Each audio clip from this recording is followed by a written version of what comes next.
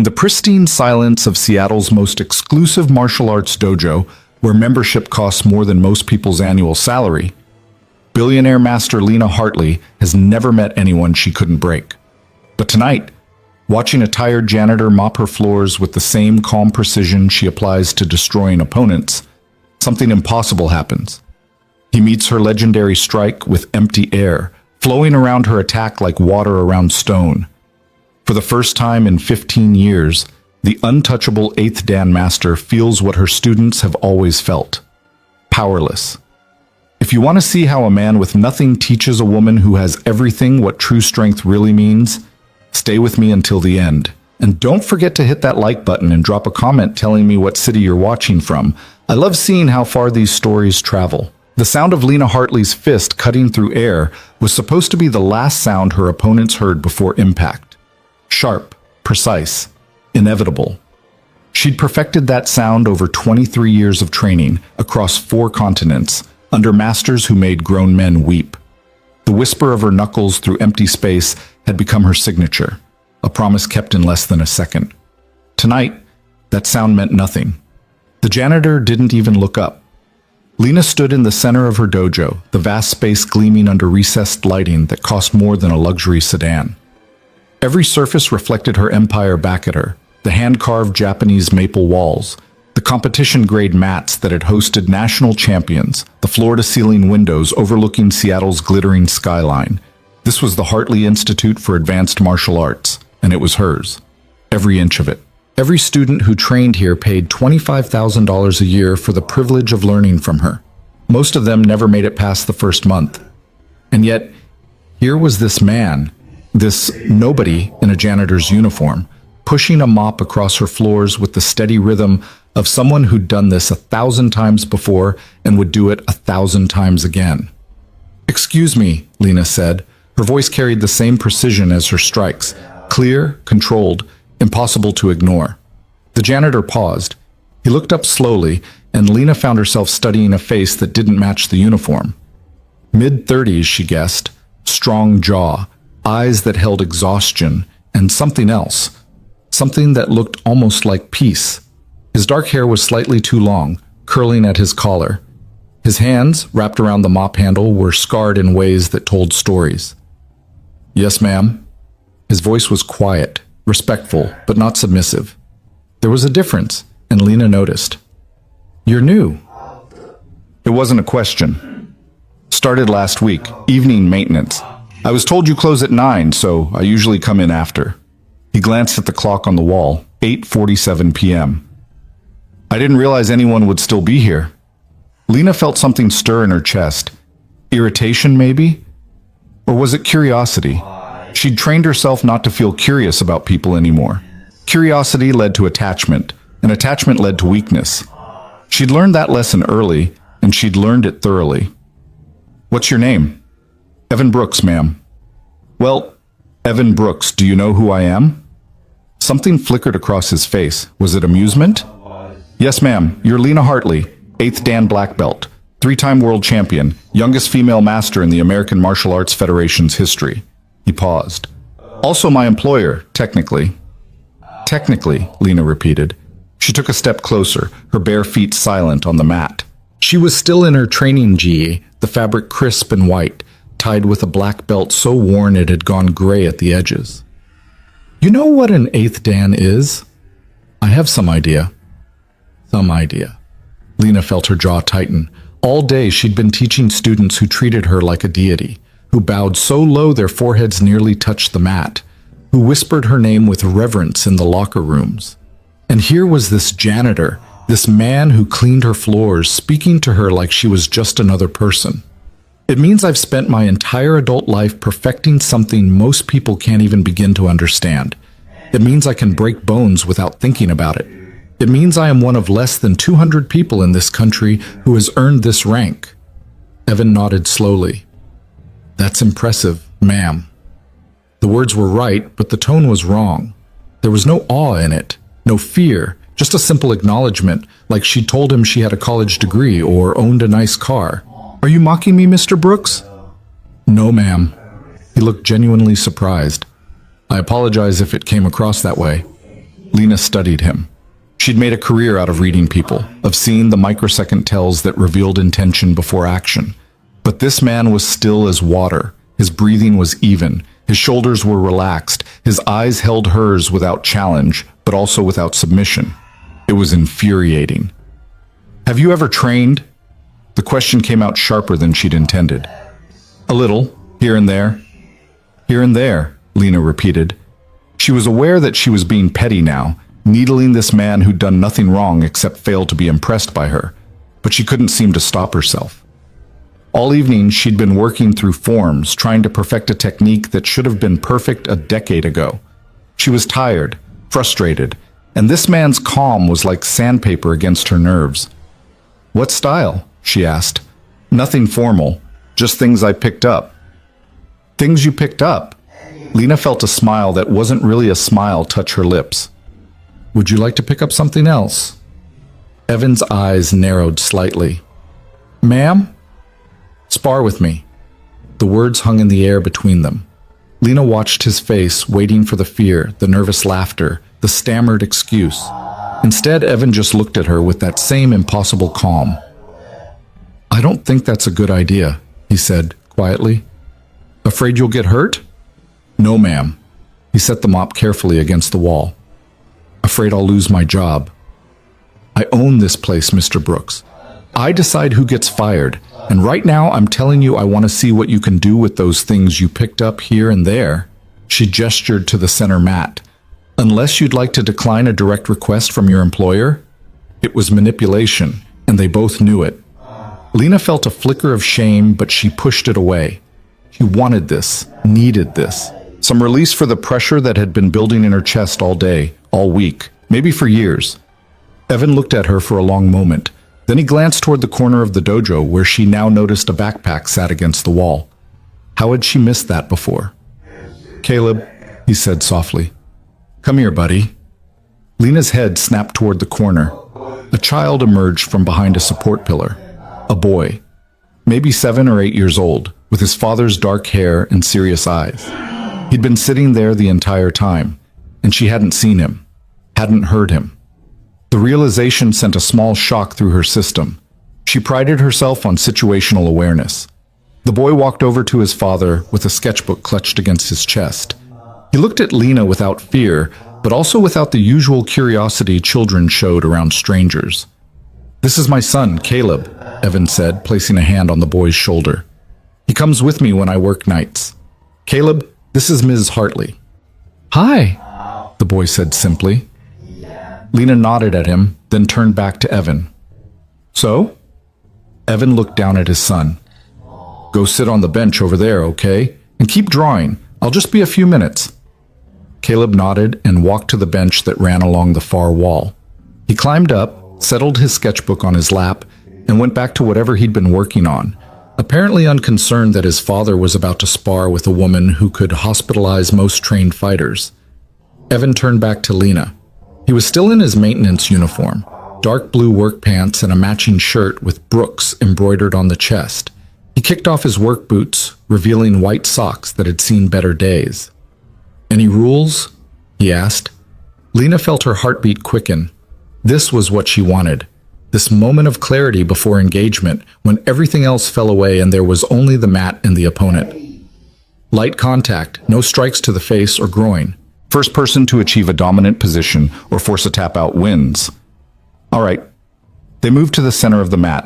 Lena fell into her ready stance automatically. Left foot forward, weight evenly distributed, hands up but relaxed, breathing controlled.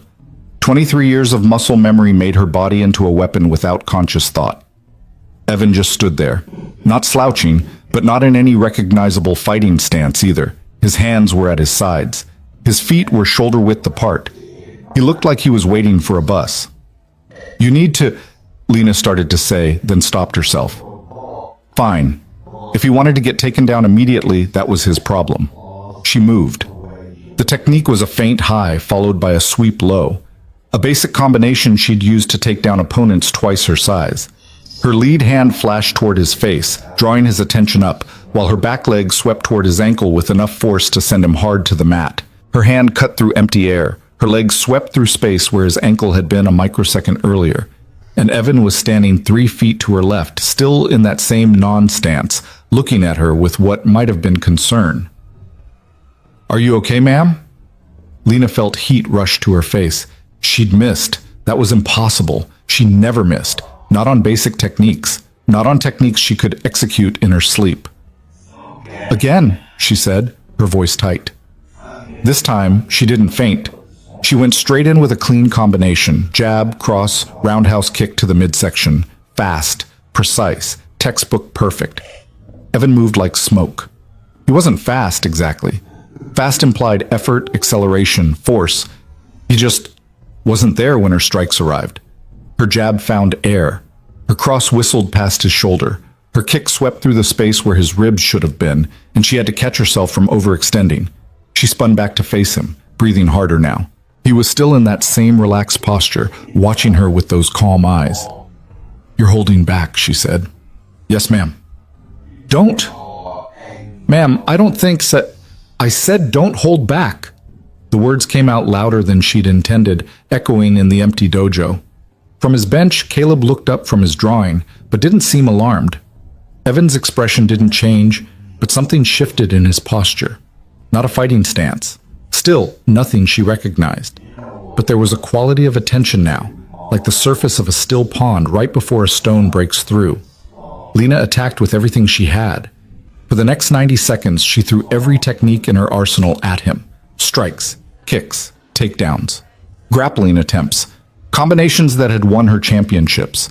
She moved with the speed and precision that had made her legendary, that had earned her a rank only a handful of people in the country could claim.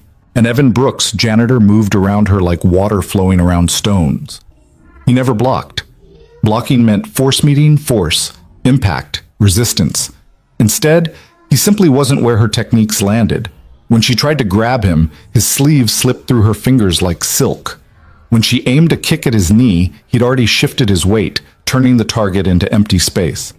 When she shot for a takedown, he melted backward and she found herself grasping air, and he never attacked back. Finally, gasping for breath, Lena stopped. Sweat ran down her face despite the dojo's perfect climate control. Her GI clung to her shoulders. Her legs trembled slightly from exertion. Evan stood 5 feet away, breathing normally, not a hair out of place. "How?" Lena managed to get the word out between breaths. "How are you doing that?" "Doing what, ma'am?" "Don't." She stopped, forced herself to breathe, to think. "You're trained, seriously trained. What are you? Where did you study?" Evan glanced toward his son, then back at her. "Lots of places. Lots of teachers." "That's not an answer." "It's the only one I have." Lena wanted to scream, or hit something, or hit him, except she'd been trying to do that for 90 seconds and had landed exactly 0 strikes.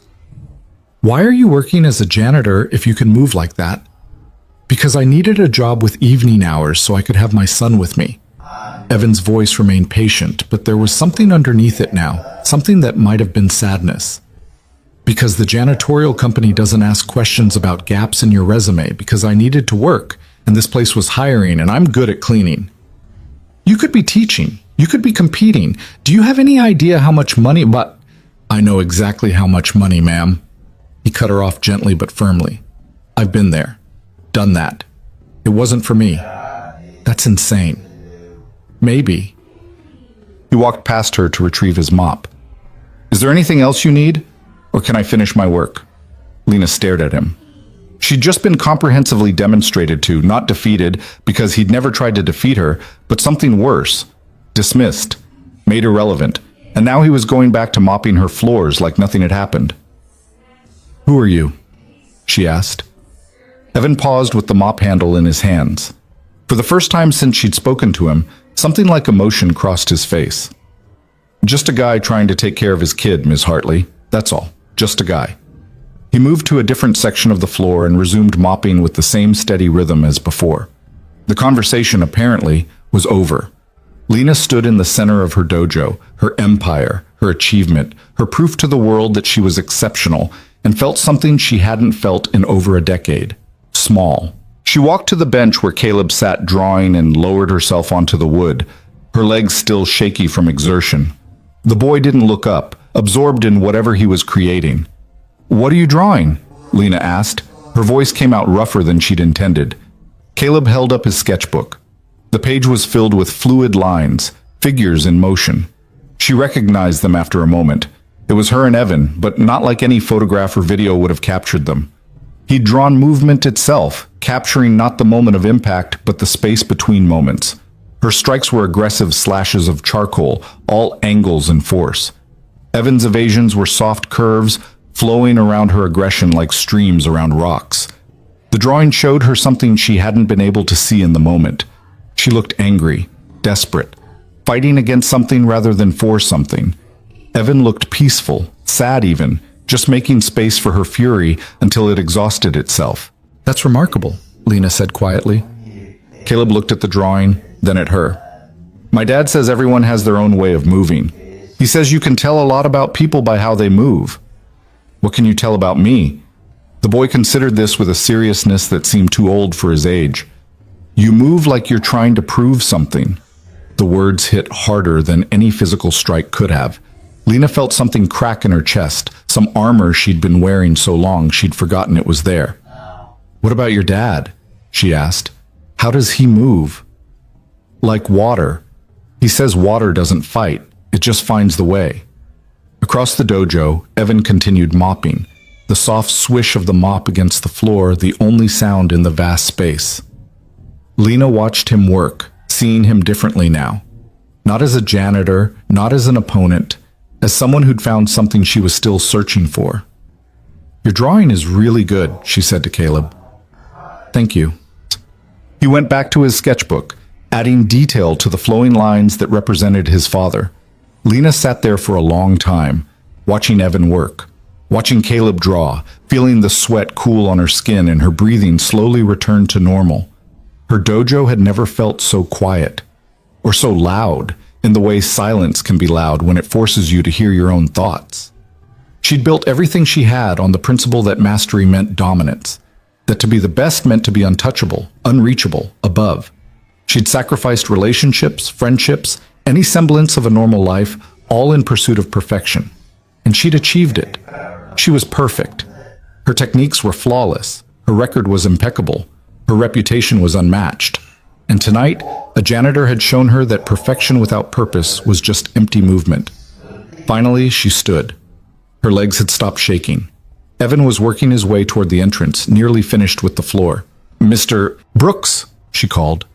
He stopped and looked at her. "Tomorrow night," she said. "Same time. Would you be willing to teach me?" Evan's expression was unreadable. "Teach you what, ma'am?" "Whatever it is you know that I don't." "I don't think—" "Please." The word felt foreign in her mouth. Lena Hartley didn't say please. She commanded, she instructed, she demanded.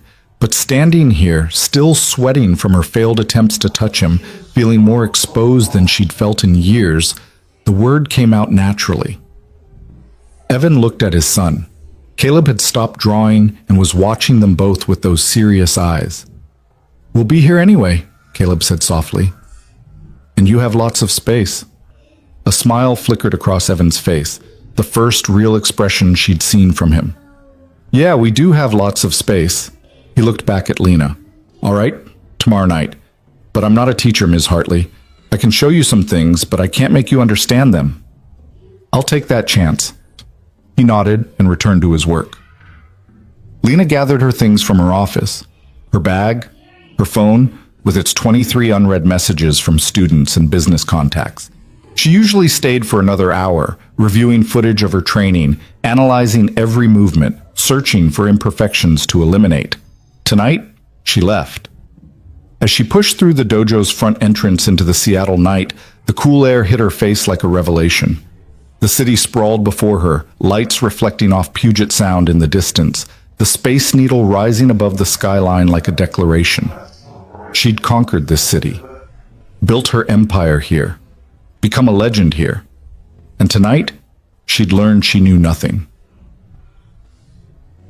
The next day passed like every other day had passed for the last 5 years. Lena taught advanced classes in the morning, students who'd been training for years, who moved with practiced precision through combinations she'd drilled into them 1,000 times. She held business meetings in the afternoon, reviewing expansion plans for a second location in Portland, discussing partnership opportunities with equipment manufacturers.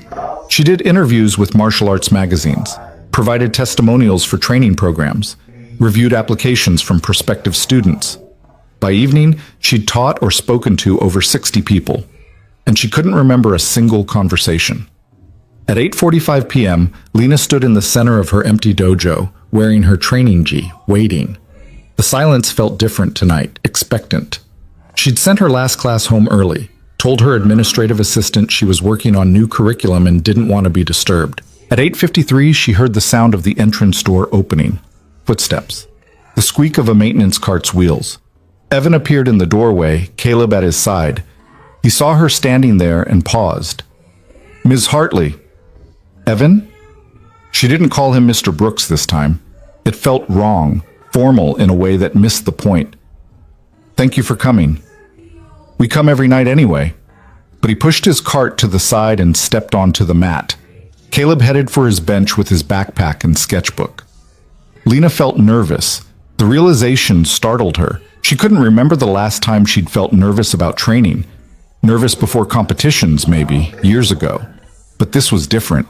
This felt like standing at the edge of something vast, about to step off. "I don't know how to do this," she admitted. "I don't know how to be a student anymore." Evan tilted his head slightly. "When did you stop?" The question hit harder than it should have. "When I earned my 5th Dan, I think. Maybe earlier. I became the teacher, the master, the one with the answers. And how's that working out?" Despite everything, Lena felt herself smile. Apparently not as well as I thought. "Show me your stance." She fell into position automatically, the same ready stance she'd used for years, perfected through countless hours of training. Weight distributed evenly, center of gravity low, hands positioned for optimal response time to any attack. Evan walked around her slowly, studying. He didn't touch her or adjust her position, just looked. "What do you feel?" he asked. "Feel?" "In your body, right now, what do you feel?" Lena had to think about it. "Balanced, ready, prepared." Prepared for what? For anything. For an attack from any angle. She stopped. "For a threat." Evan nodded. "You're always ready to fight. Even when there's no fight. Even when you're alone. Even when you're safe." He moved to stand in front of her. "That's exhausting." "It's discipline. It's armor." His voice was gentle but certain. "And armor gets heavy." Lena felt her jaw tighten. "So I should just be weak? Vulnerable?" "No, you should be present." He gestured for her to relax out of her stance. "Try this. Just stand. No position. No preparation. Just stand and feel your body." It felt wrong, undisciplined, sloppy. But Lena forced herself to let go of her perfect stance and just stand naturally, the way she might stand waiting for an elevator or looking out a window. "Now breathe," Evan said. "Not controlled breathing, not counted breathing. Just breathe normally and pay attention to it." She breathed, in, out. Her mind immediately started analyzing her diaphragm engagement, her oxygen intake, her respiratory efficiency. "Stop thinking," Evan said quietly. "Just feel." "I don't know how." "Yes, you do. You knew how when you were a child. Everyone knows how. You've just forgotten." Lena tried. She really tried. But her mind kept racing, kept analyzing, kept trying to turn even this simple act into something she could perfect and control. "This is harder than any technique you ever taught me," she said finally, "because you're trying to do it. You can't do being present. You can only be present." "That doesn't make sense." "I know." Evan smiled slightly. "It won't make sense for a while. That's okay." From his bench, Caleb spoke up. "You're fighting with yourself, Ms. Hartley." Both adults turned to look at him. He was still drawing, not looking up from his sketchbook. "What do you mean?" Lena asked. "In your drawing yesterday, the way you moved, you were fighting with yourself more than with Dad. Like part of you wanted to do one thing, and another part wanted to do something else. Lena walked over to the bench. "Can I see that drawing again?" Caleb held it up. Looking at it now, Lena could see what he meant. There was a fractured quality to the lines representing her movements, as if each strike was arguing with itself about whether it should exist. "I've never thought about it that way," she said slowly. "Most people don't," Evan said. He'd moved to stand beside her, looking at his son's drawing. "We learn techniques. We drill combinations. We practice until our bodies can execute movements without conscious thought. And we think that's mastery. But real mastery isn't about executing movements. It's about becoming movement." "That still doesn't make sense." "It will." He pulled the bench away from the wall, creating an open space. "Caleb, do you want to show Ms. Hartley?" The boy's face lit up. He set down his sketchbook and jumped from the bench. Without any warm-up or preparation, he began to move. It wasn't martial arts, it wasn't dance. It was just a child moving through space, but there was something mesmerizing about it. Caleb moved like he was part of the air itself, flowing and shifting without any apparent effort or thought. He spun, he jumped, he rolled across the mat, and every movement led naturally into the next without break or hesitation. After a minute or so, he stopped, breathing only slightly harder, and smiled at Lena. "He's been doing that since he could walk," Evan said quietly. "I never taught him. He just moves." "It's beautiful," Lena said, and meant it. "That's what you've forgotten," Evan said. "Movement doesn't have to be fighting. It doesn't have to be controlled or perfected or turned into a weapon. Sometimes movement is just joy." Lena felt something painful twist in her chest. When was the last time she'd felt joy in movement? When was the last time she'd trained for anything except improvement, except proving something, except maintaining her status as the best? "I don't know if I can get that back," she said softly. "Then don't try to get it back. Find something new. Something." The session continued for another hour, though calling it a session felt wrong. Evan didn't teach her techniques or combinations. He didn't correct her form or analyze her movements. Instead, he asked questions. He had her move in ways that felt pointless. Walk across the mat slowly, then quickly. Stand on one foot and notice how her body balanced itself without conscious instruction. Throw a punch at half speed and pay attention to all the tiny adjustments her muscles made automatically. It was frustrating and boring and uncomfortable, and Lena couldn't remember the last time training had taught her so much. By the time Evan said they should call it a night, Lena was exhausted in a way that had nothing to do with physical exertion. Her mind felt scraped raw, exposed to ideas that contradicted everything she'd built her life on. "Same time tomorrow?" Evan asked as he retrieved his cleaning cart. Lena nodded. "If you're willing." "We'll be here." She watched them leave, father and son, janitor and child, two people who seemed more centered and peaceful than anyone she'd met in the elite circles she moved through. The door closed behind them, and Lena was alone again in her pristine, perfect, empty dojo. She walked to the wall of mirrors that ran along one side of the training floor and looked at her reflection. Same face she'd seen every day, same body she'd trained into a weapon, same uniform that proclaimed her mastery to anyone who saw it. But behind her eyes, something had shifted. Some certainty had cracked, and she couldn't unsee what had been revealed in the fracture. Lena thought about Caleb's drawing, about those fractured lines showing her fighting with herself. She thought about Evan's calm as she'd thrown everything she had at him, only to hit nothing but air. She thought about the weight of armor, worn for so long she'd forgotten there was a person underneath it. And for the first time in years, Lena Hartley, 8th, Dan Black Belt, 3-time world champion, youngest female master in the Federation's history, billionaire owner of Seattle's most prestigious martial arts academy, felt something she'd trained herself never to feel. Fear.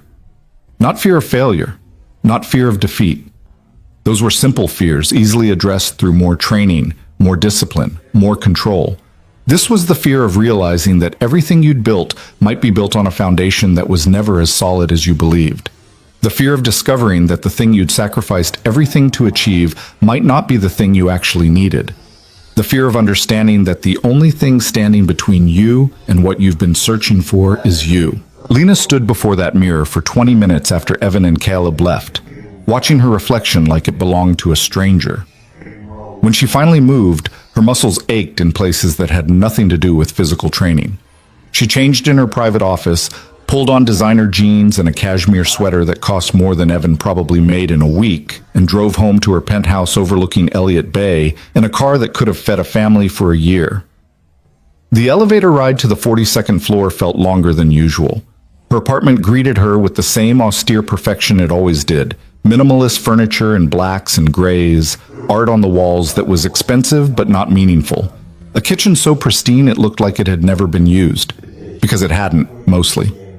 Lena ate prepared meals delivered by a service, protein calculated and macro balanced.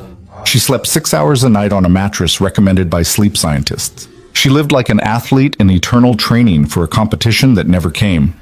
She poured herself 2 fingers of Japanese whiskey, one of her few indulgences, and stood at the floor-to-ceiling windows, looking out at the city she'd conquered.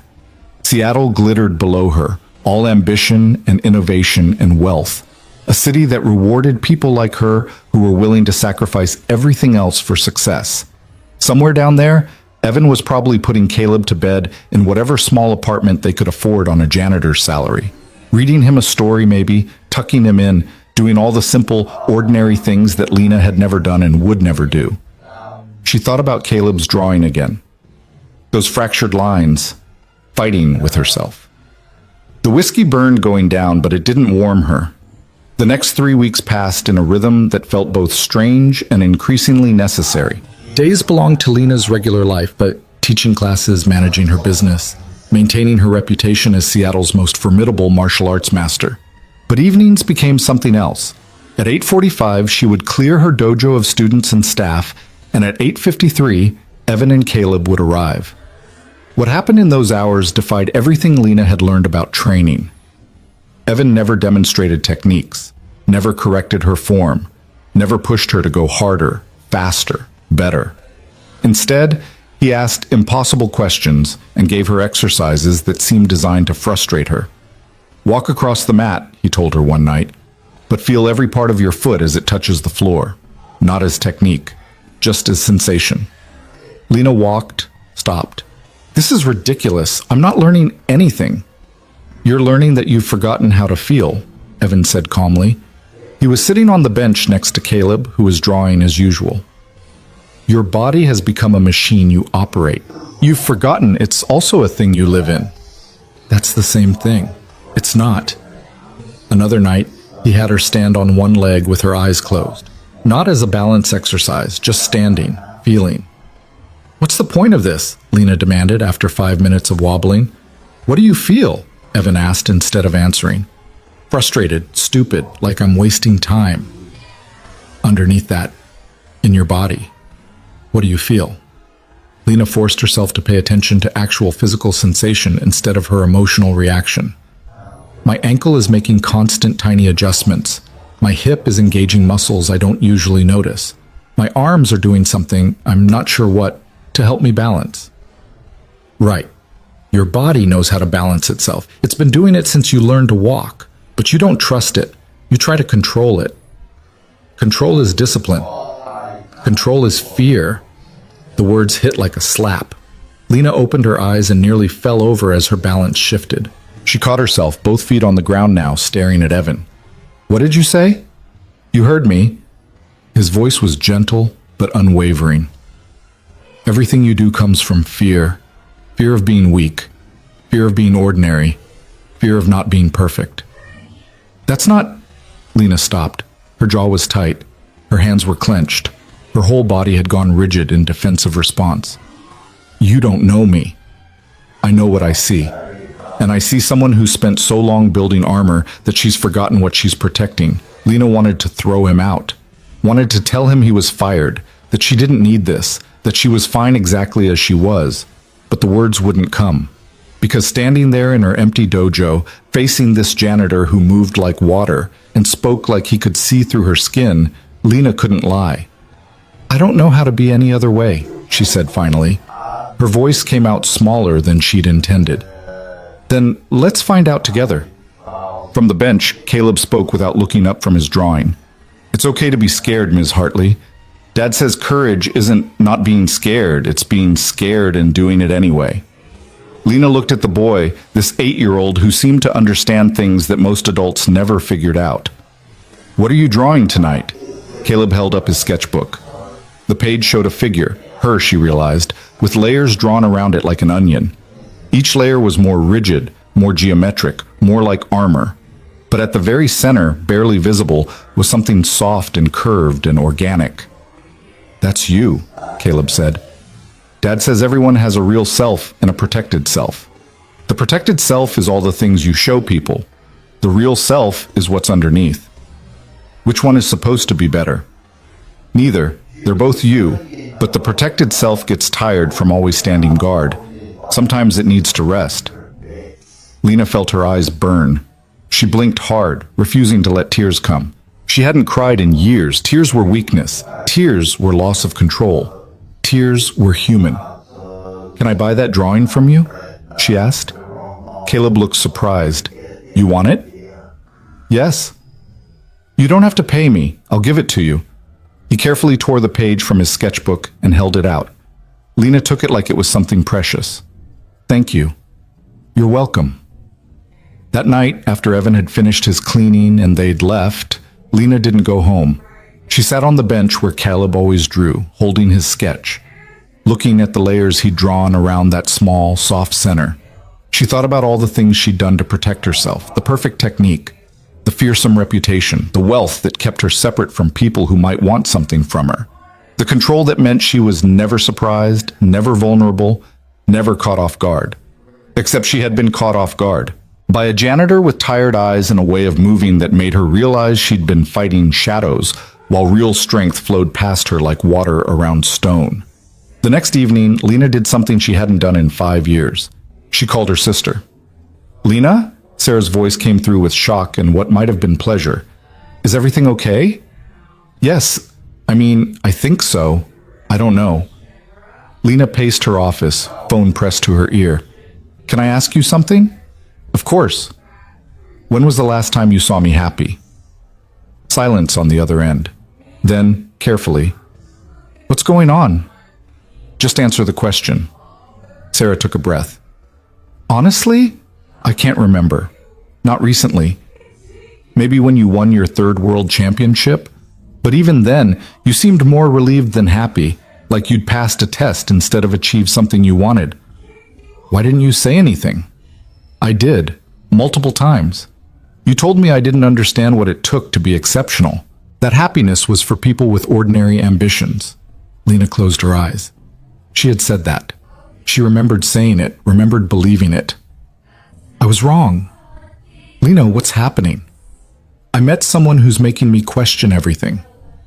"Oh my God, you're dating someone?" "What? No, it's not like that. He's just..." Lena struggled to find words. "He's teaching me things I didn't know I needed to learn." "That sounds like dating." "Sarah, I'm serious." "So am I." Her sister's voice softened. "You sound different. More, I don't know. More like you used to sound before you decided to become invincible." "I'm not invincible. I know that. Everyone knows that, except you." After they hung up, Lena sat in her office for a long time, thinking about the girl she used to be. Before the training consumed everything, before perfection became more important than joy, before she'd decided that being untouchable was the same as being strong. When Evan and Caleb arrived that evening, Lena was already on the mat, but not in her GI. She was wearing training clothes, leggings, and a tank top, but she wasn't warming up or running through forms. She was just sitting cross-legged, waiting. "Different look tonight," Evan observed. "I thought maybe the uniform was part of the problem. It makes me feel like I have to be Master Hartley instead of just Lena." Something shifted in Evan's expression. Approval, maybe? Or recognition. "All right, what do you want to work on?" "I want you to teach me to move the way you move. I don't think you never attack, you never force, you just make space. How do I learn that?" Evan exchanged a glance with Caleb, who'd settled on his bench with fresh paper. "You don't learn it like a technique. It's not something you add to what you already know. It's something you uncover by removing what's in the way." "That's cryptic." "I know." He stepped onto the mat and gestured for her to stand. Attack me. For real this time, no holding back. Lena rose to her feet. We've done this. Not like this.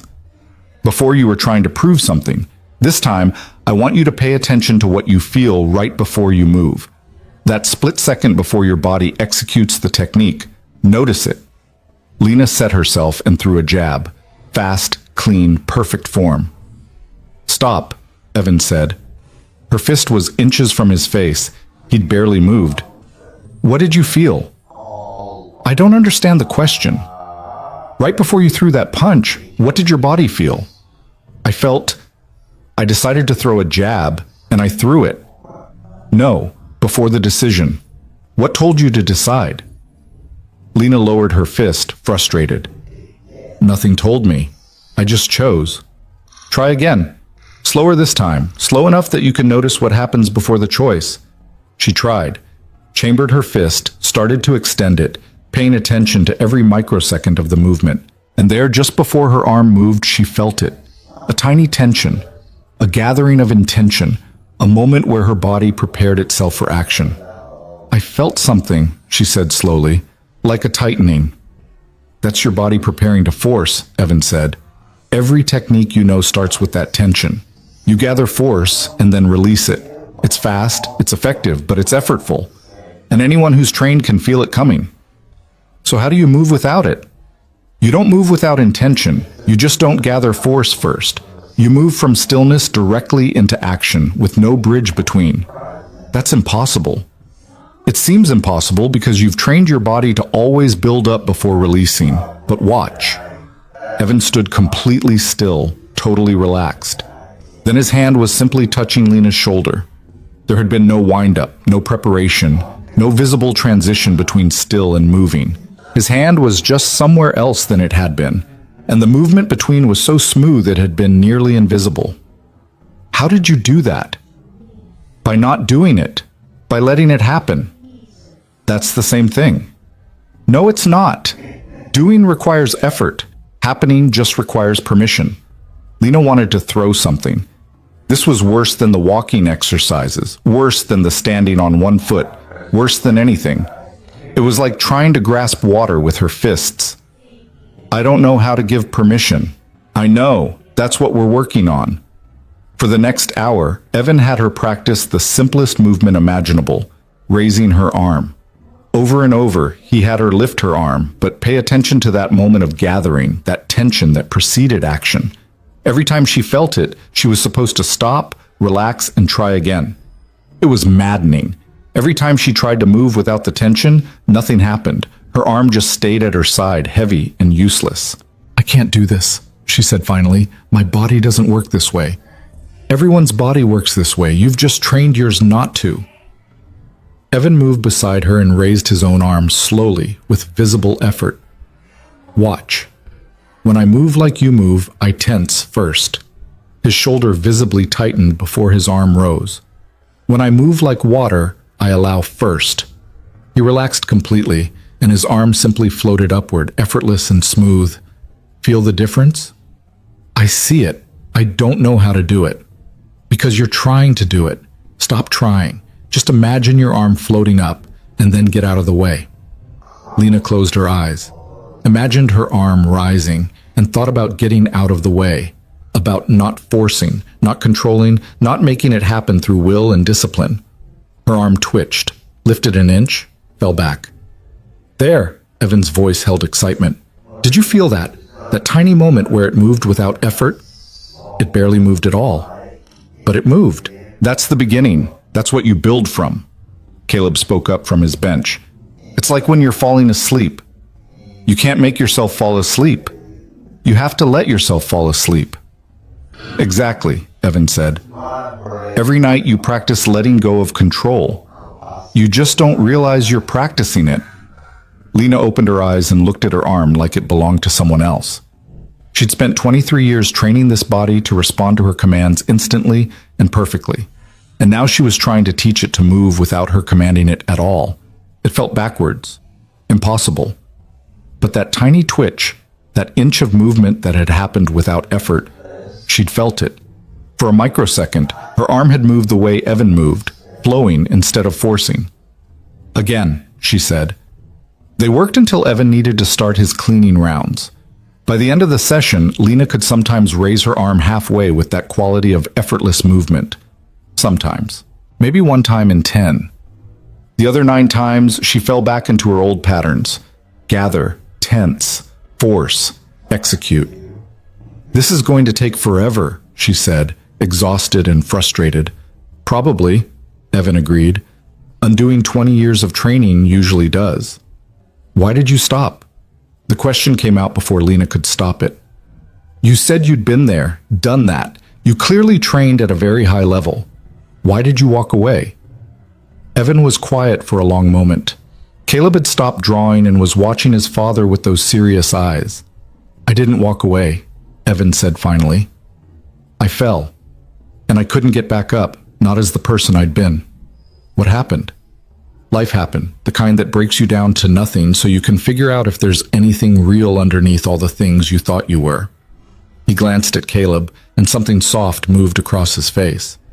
Turns out there was. Just took me a while to find it. But you could come back. You could teach, compete, do all the things you walked away from. You're better than anyone I've ever seen.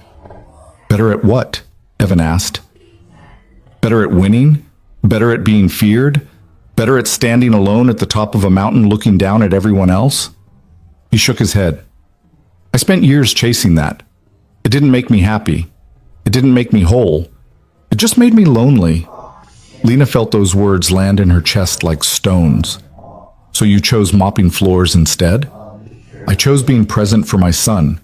I chose work that ends when the shift ends so I can go home and actually live a life. I chose not having to prove anything to anyone. He picked up his cleaning cart. Is it prestigious? No. Does it pay well? No. But I sleep better than I ever did when I was training 16 hours a day and measuring my worth by who I could beat. I don't know if I can do that, Lena said quietly. Give it all up. I'm not asking you to give anything up. I'm just trying to show you that there might be more to having than what you're holding on to right now. After they left, Lena walked to the windows overlooking the city. Her empire. Her achievement, her proof of worth. From up here, Seattle looked beautiful and distant, a collection of lights with no real substance. She thought about Evan going home to his apartment, reading to Caleb, tucking him in. Simple things, ordinary things, things that would never make headlines or win championships or build reputations, things that might actually matter. The next 2 weeks brought a shift that Lena felt but couldn't fully name. Her daytime classes continued as always. She was still Master Hartley, still flawless in her technique, still capable of dismantling any student who challenged her. But something had changed in how she taught. She found herself asking questions instead of just correcting mistakes, watching students struggle and letting them find their own way instead of immediately showing them the perfect form. One of her advanced students, a 26-year-old tech executive named Michael, who'd been training for 4 years, noticed. Master Hartley, you're different lately, he said after class one afternoon. More, I don't know, patient? Is that a problem? No, it's just different.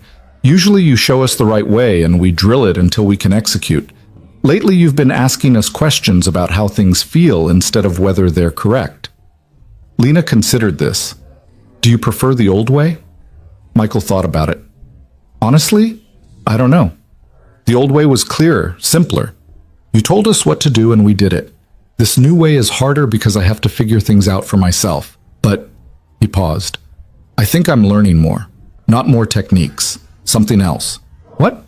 How to pay attention to what my body is actually doing instead of just executing movements I've memorized. He looked uncomfortable, like he was admitting something shameful. I've been training for 4 years and I just realized I don't actually feel most of what I do. I just perform it. Yeah, Lena said softly. I know the feeling. That evening, she shared the conversation with Evan while he mopped and Caleb drew. Your student is becoming conscious, Evan said. That's always uncomfortable. Conscious of what? Of the fact that there's a difference between doing and being. Most people train their whole lives and never realize they're operating their bodies like machines instead of living in them. Lena sat on Caleb's bench watching Evan work. She'd stopped training during these evening hours, Instead, she just talked with him while he cleaned, asking questions, listening to his answers, slowly piecing together an understanding that kept slipping away whenever she tried to grasp it too firmly. "Can I ask you something personal?" she said. "Sure." "Caleb's mother. Where is she?" Evan's mop paused mid-stroke. Caleb's pencil kept moving, but Lena saw the boy's shoulders tense slightly. "She's gone," Evan said after a moment. "Died when Caleb was 3. Car accident." "I'm sorry." "Me too." He resumed mopping. "Emily was the one who first taught me about flowing instead of forcing. She was a dancer. Used to get so frustrated with me because I approached everything like a fight to be won. She'd tell me, "Evan, not everything is a battle. Sometimes you can just move with things instead of against them." His voice carried old pain, worn smooth by years but still there. "Took me a long time to understand what she meant." "Is that why you stopped competing?" "Partly. After she died, I had Caleb to take care of. Couldn't train 16 hours a day anymore. Couldn't travel for tournaments. And honestly, I didn't want to. Losing her showed me how fragile everything is. How quickly what you think is solid can just disappear." He glanced at his son. "So I focused on what actually mattered, making sure he grew up with at least one parent who was actually present." Caleb spoke without looking up. "Dad cries sometimes, at night when he thinks I'm asleep." Evan stopped moving. His face showed surprise and something that might have been embarrassment. "It's okay," Caleb continued, still drawing. "Ms. Chen at school says crying means you love something enough to miss it. She says people who don't cry have forgotten how to love." "Ms. Chen sounds like a wise woman," Lena said. Her throat felt tight. "She's nice. She lets me draw during quiet time." Lena watched father and son, these two people who'd been broken by loss and somehow found a way to keep living that was more whole than anything she'd achieved with all her perfection and control. They had so little, a janitor's salary, a small apartment, no prestige or power or protection from the world's hardness. And yet they had something she'd been searching for without knowing she was searching. "I envy you," she said quietly. Evan looked at her with surprise. "Why would you envy me?" "Because you know what matters. I'm 42 years old and I'm just now realizing I've spent my entire adult life chasing things that don't actually mean anything. That's not true. Your skill means something. Your dojo means something. Everything you've built means something." "Does it? Or is it just elaborate armor, like Caleb drew? A way to keep people at a distance while looking impressive?" Evan set his mop aside and came to sit on the bench beside her. Caleb kept drawing between them, a small presence holding space for the adult conversation happening around him. "Here's what I think," Evan said. "Nothing you've done is wasted. Not the training, not the achievements, not even the armor. You needed all of it to get you here, to this moment where you can start asking different questions. The problem isn't what you've built. The problem is thinking what you've built is all there is. So what else is there? That's what you're figuring out. And it's scary because you can't control it or perfect it or put it on a wall like a trophy. But it's real in a way trophies never are." Lena looked at him. This man who'd lost everything and rebuilt himself into someone who cleaned floors and raised his son and moved like water through a world that kept trying to make him stone.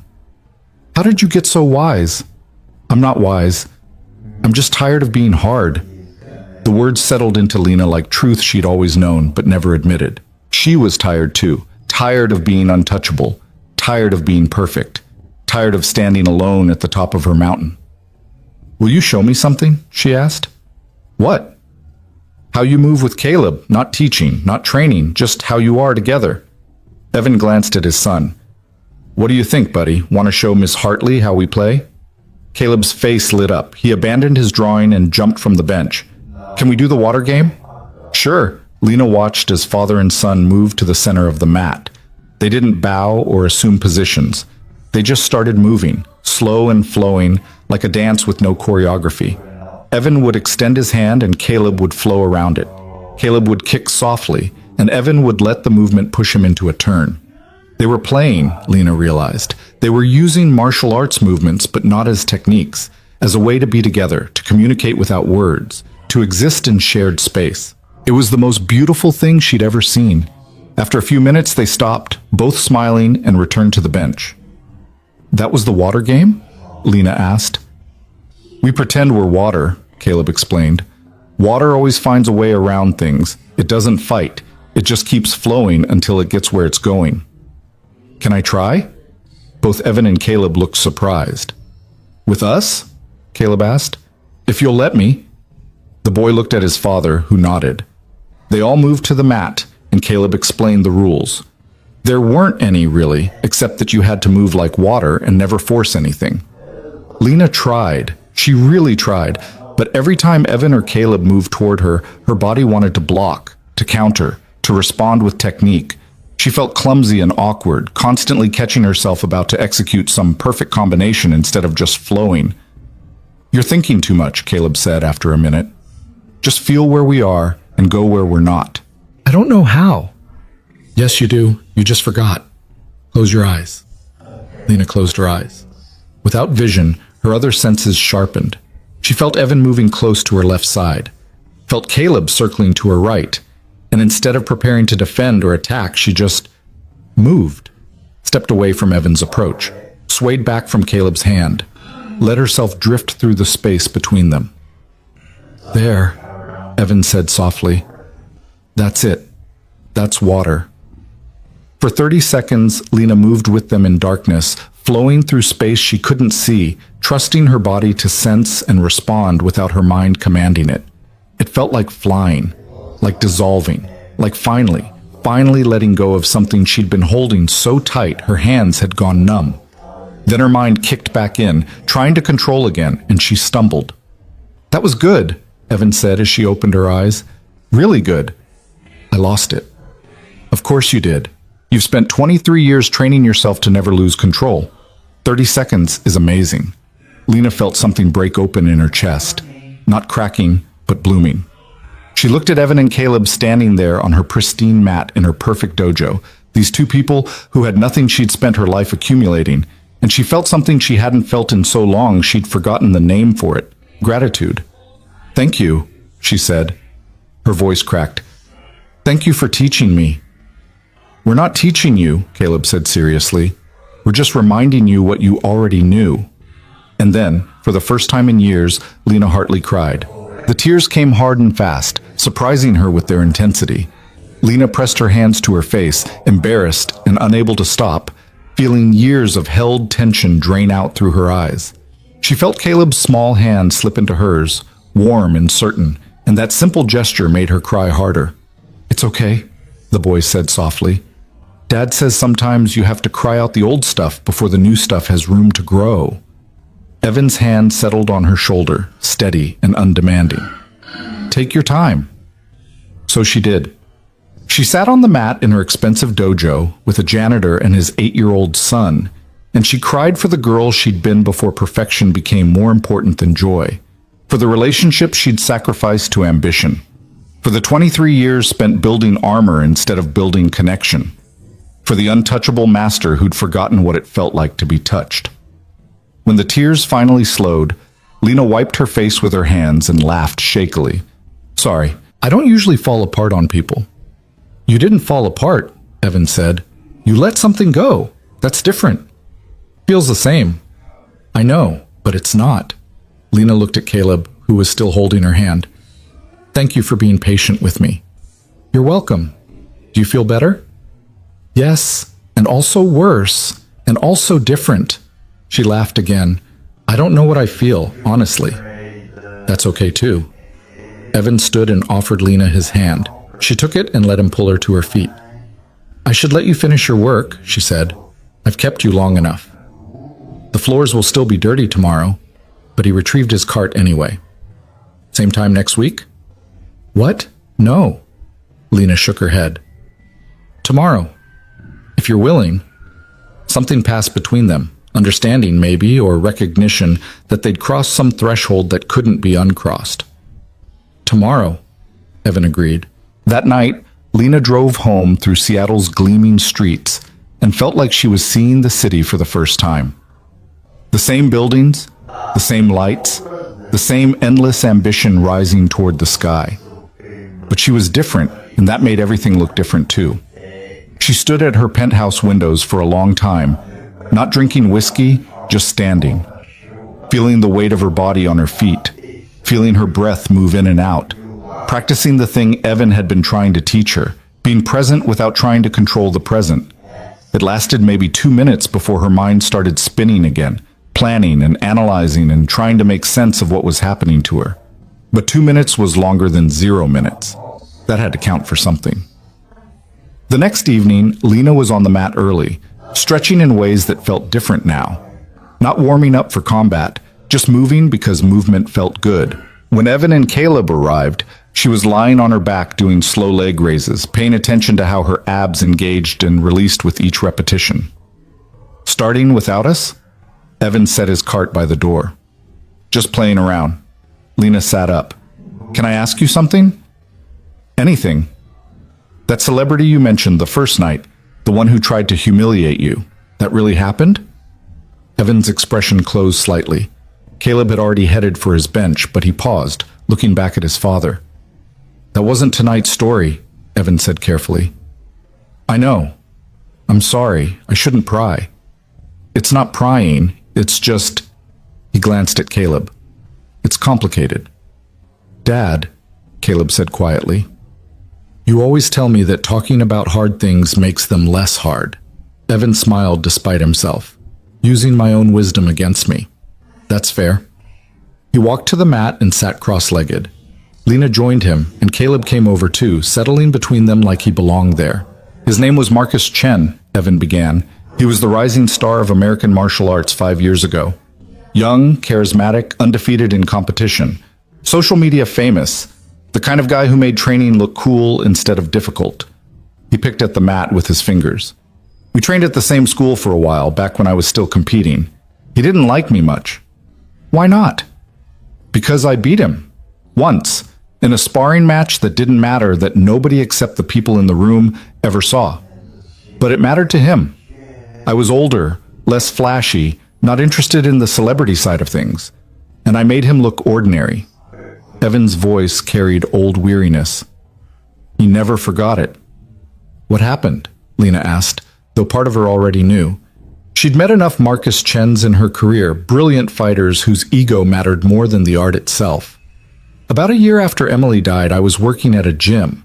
Not teaching, just maintaining equipment, keeping things clean. Marcus came in for a seminar. He recognized me, and he couldn't resist making a show of how far I'd fallen. Caleb spoke up. He said Dad was washed up. Said anyone who'd ever been any good wouldn't be cleaning other people's sweat. Caleb, you weren't supposed to...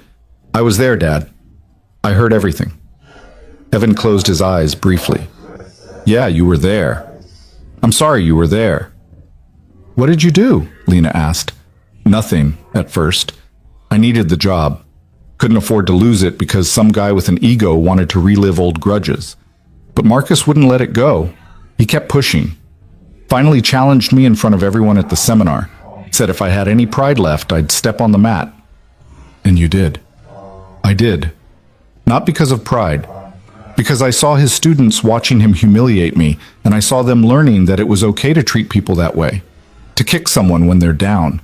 To value reputation over character. Evan looked at his hands. Emily used to say that how you treat people who can't do anything for you shows who you really are. Marcus was showing everyone exactly who he was, and I realized I had a choice. Let his students learn that bullying works, or show them something different. What happened when you stepped on the mat? Lena knew she was pushing, but she needed to hear this, needed to understand what was coming. I didn't fight him. That's what he wanted. Some dramatic battle he could win and use to prove he was better. Instead, I just moved, let him attack and float around everything he threw at me. Made him look like he was fighting shadows. After about 3 minutes, he was exhausted and frustrated, and I'd barely broken a sweat. Did you hit him? Once. He came in too aggressive, overextended, and I tapped him on the forehead with 2 fingers. Didn't hurt him, just showed him I could have, if I'd wanted to. Then I stepped off the mat and went back to wiping down equipment. Lena could picture it perfectly. Evan's calm against Marcus's fury, technique meeting empty air, ego destroying itself against water. How did he react? He left. Didn't finish the seminar. His students stayed, though. Some of them asked me questions after, about how I moved, about why I didn't fight back, about whether winning meant what they'd been taught it meant. Evan's voice softened. A few of them ended up training differently because of that day. I got emails from some of them later, saying thank you. That mattered more than anything else. But you lost your job. Yeah, the gym owner didn't like the drama. Didn't matter that I hadn't started it. I was the maintenance guy and Marcus was the celebrity. Easy choice for him. Evan shrugged. Found another job within a week, then another after that, then eventually ended up here.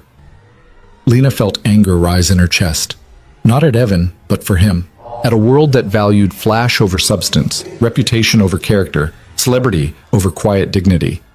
Marcus Chen is still competing, still famous. I've seen his videos. He's got millions of followers. I know. That's not fair. No, it's not. But fair is a story we tell ourselves. Life just is what it is. Dad says fairness is when you make things right, not when things are right, Caleb added. He says you can't control what happens, but you can control what you do about it. That's a heavy burden for an 8-year-old to carry, Lena said. I'm almost 9, Caleb corrected. And it's not heavy if it's true. Evan reached over and ruffled his son's hair. When did you get so smart? You taught me, and Mom taught you. So it's like she's still teaching through you teaching me. Something profound moved across Evan's face. Grief and love and pride all tangled together. Yeah, buddy, that's exactly right. They sat in silence for a moment. 3 people bound together by stories and losses and the slow, difficult work of learning to be present instead of perfect. Marcus is coming here, Lena said suddenly. The word surprised even her. Evan's head snapped up. What? Next month. His agent contacted me 3 weeks ago about hosting a celebrity seminar here. I said yes before She gestured vaguely at Evan. Before all this. Before I understood anything. Cancel it. I can't. The contracts are signed. Deposits are paid. My students are excited. Half of them only joined because they heard someone famous might come teach. Then I'll make sure to work different hours that week. No. Lena's voice came out stronger than she'd intended. No. You shouldn't have to hide. This is your workplace too. Lena, it's fine. I don't need to. It's not fine. Nothing about this is fine. He humiliated you for no reason except his own insecurity. And now he gets to come to my dojo like some conquering hero while you mop the floors he walks on? She felt heat in her face, anger clarifying into purpose. No, that's not happening. What are you going to do? Disinvite him? That'll cause more problems than it solves. I don't know yet, but there has to be something. Some way to... Lena stopped. An idea was forming, dangerous and necessary. What if you taught the seminar? Evan stared at her. That's insane. Is it? You're better than him. You know things he'll never understand. My students would learn more from one session with you than a whole day with Marcus Chen. Your students paid to learn from a famous champion, not a janitor. Then maybe it's time they learned there's a difference between famous and skilled. Lena. Evan's voice was patient but firm. I appreciate what you're trying to do, but I don't teach. I stopped teaching for a reason. What reason?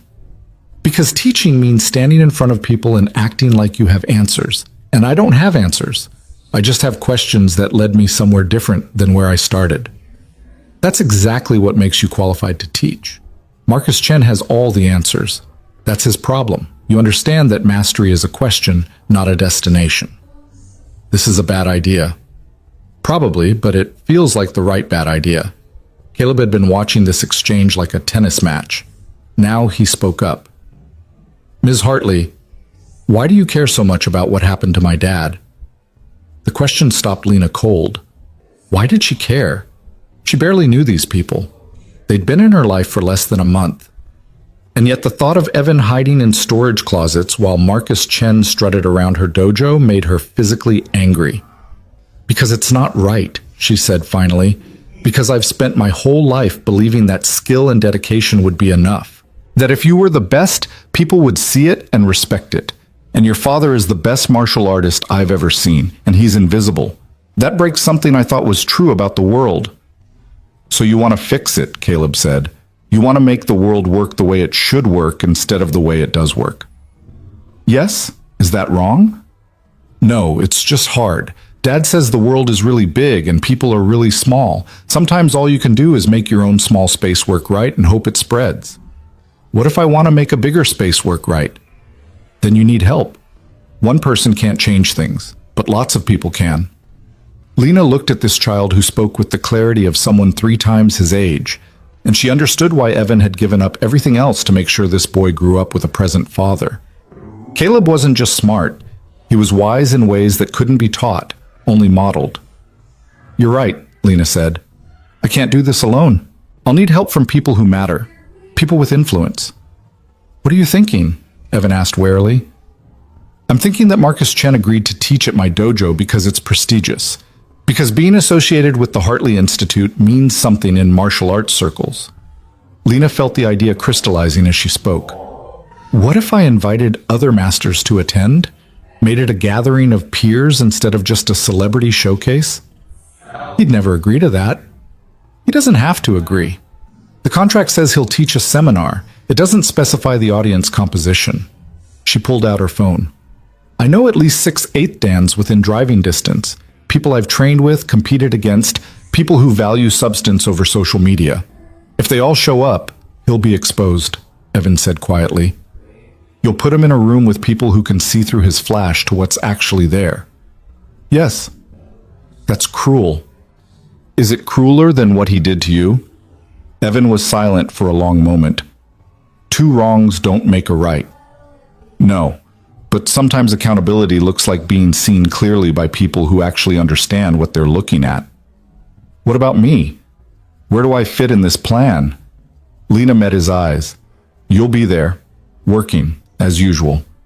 And if Marcus says anything, if he tries anything, I'll handle it. This is my dojo, my space, and I decide what behavior is acceptable here. You're going to ruin your reputation over a janitor. No, I'm going to demonstrate that character matters more than celebrity. That's not ruining my reputation, that's defining it. Evan looked at her like he was seeing her for the first time. You've changed. You changed me. I didn't do anything except show up and mop your floors. You showed me what strength without armor looks like, what mastery without dominance looks like, what it means to be present instead of perfect. Lena felt the truth of her words as she spoke them. Marcus Chen thinks he humiliated you, but really you revealed him. You showed anyone who is paying attention what happens when ego meets actual mastery, and I think it's time more people saw that. Caleb tugged on his father's sleeve.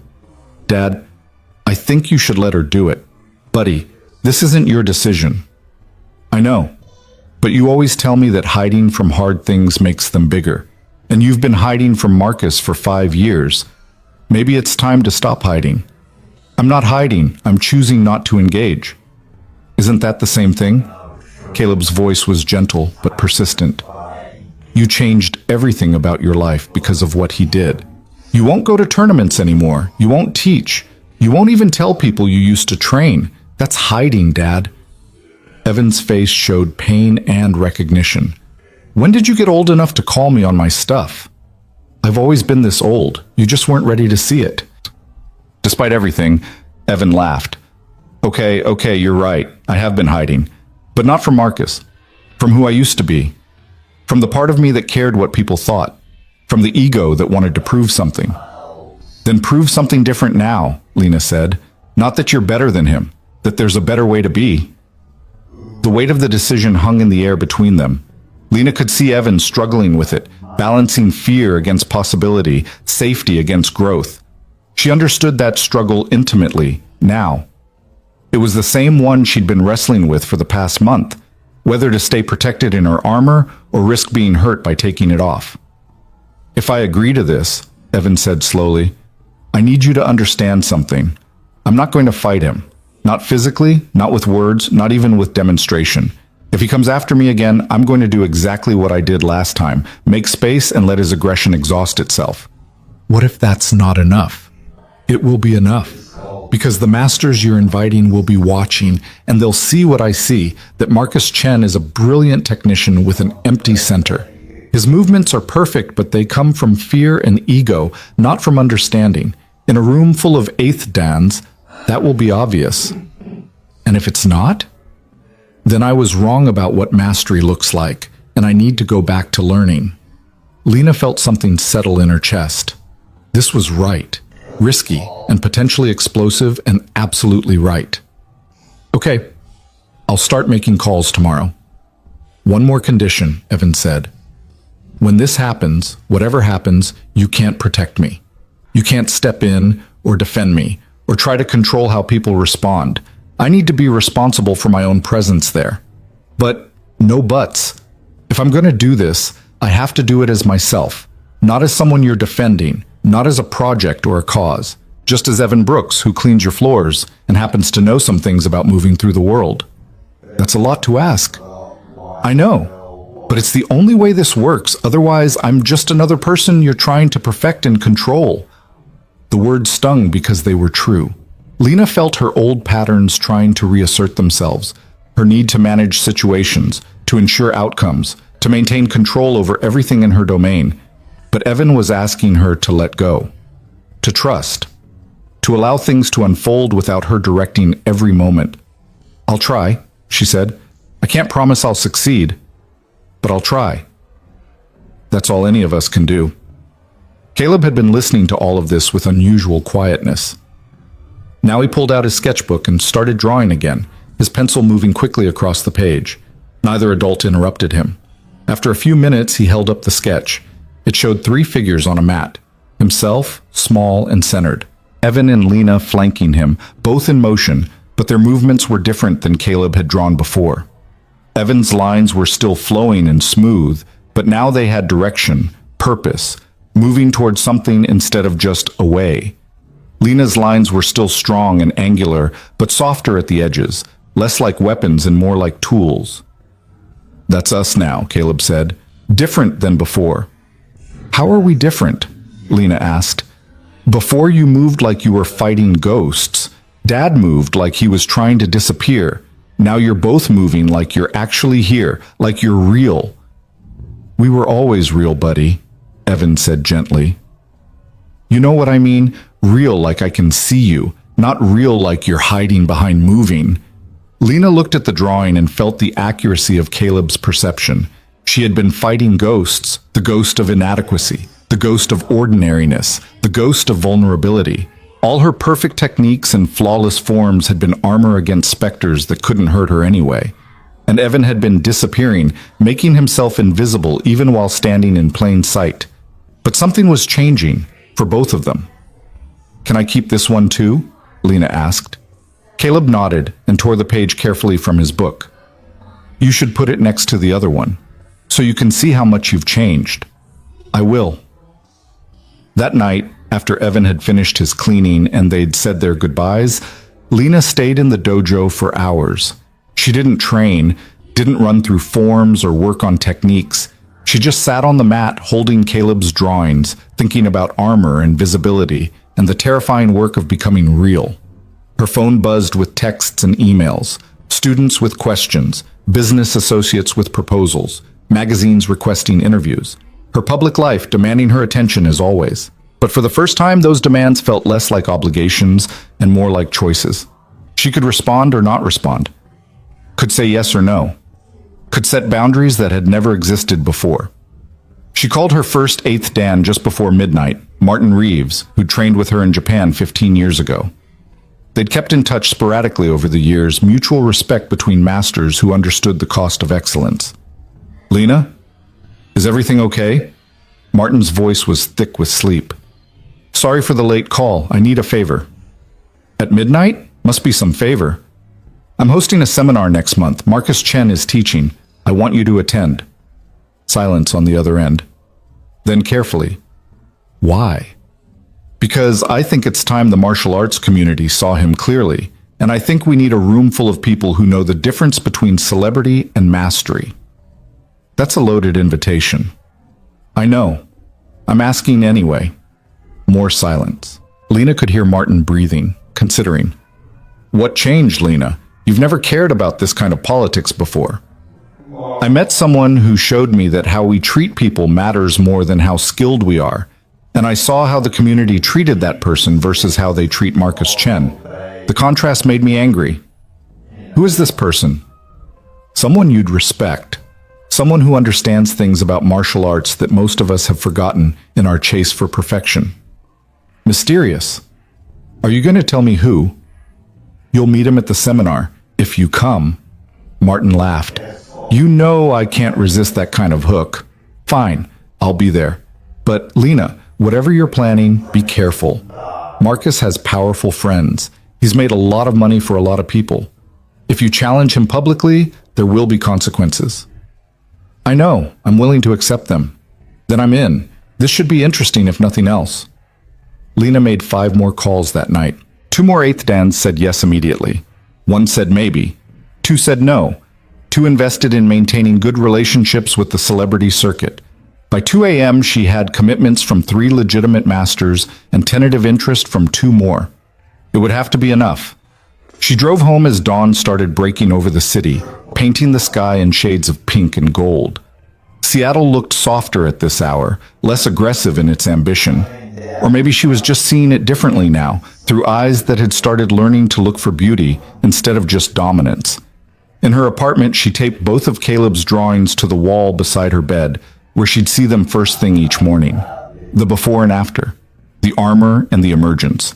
The fighting with herself and the starting to be real. Then she lay down and slept deeply for the first time in months, dreaming of water flowing around stones, of children moving like joy itself, of janitors who were secretly masters, of masters who were secretly just frightened people in elaborate disguise. She woke 6 hours later to her phone ringing, her administrative assistant, voice tight with concern. Lena, we have a problem. What kind of problem? Marcus Chen's people just called. They're adding requirements to the seminar. He wants final approval of all attendees. He wants his own security team present.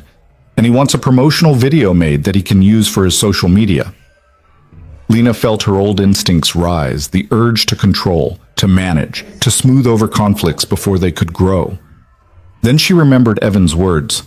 Not everything needs to be fought. Sometimes you just make space and let people reveal themselves. Tell them no, Lena said calmly. No to which part? All of it. The contract says he teaches a 2-hour seminar. Everything else is negotiable, and I'm declining to negotiate.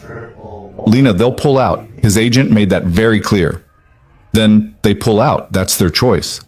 But the students, the deposits, the reputation will all survive. Tell Marcus Chen's people that the Hartley Institute maintains its standards regardless of who's teaching.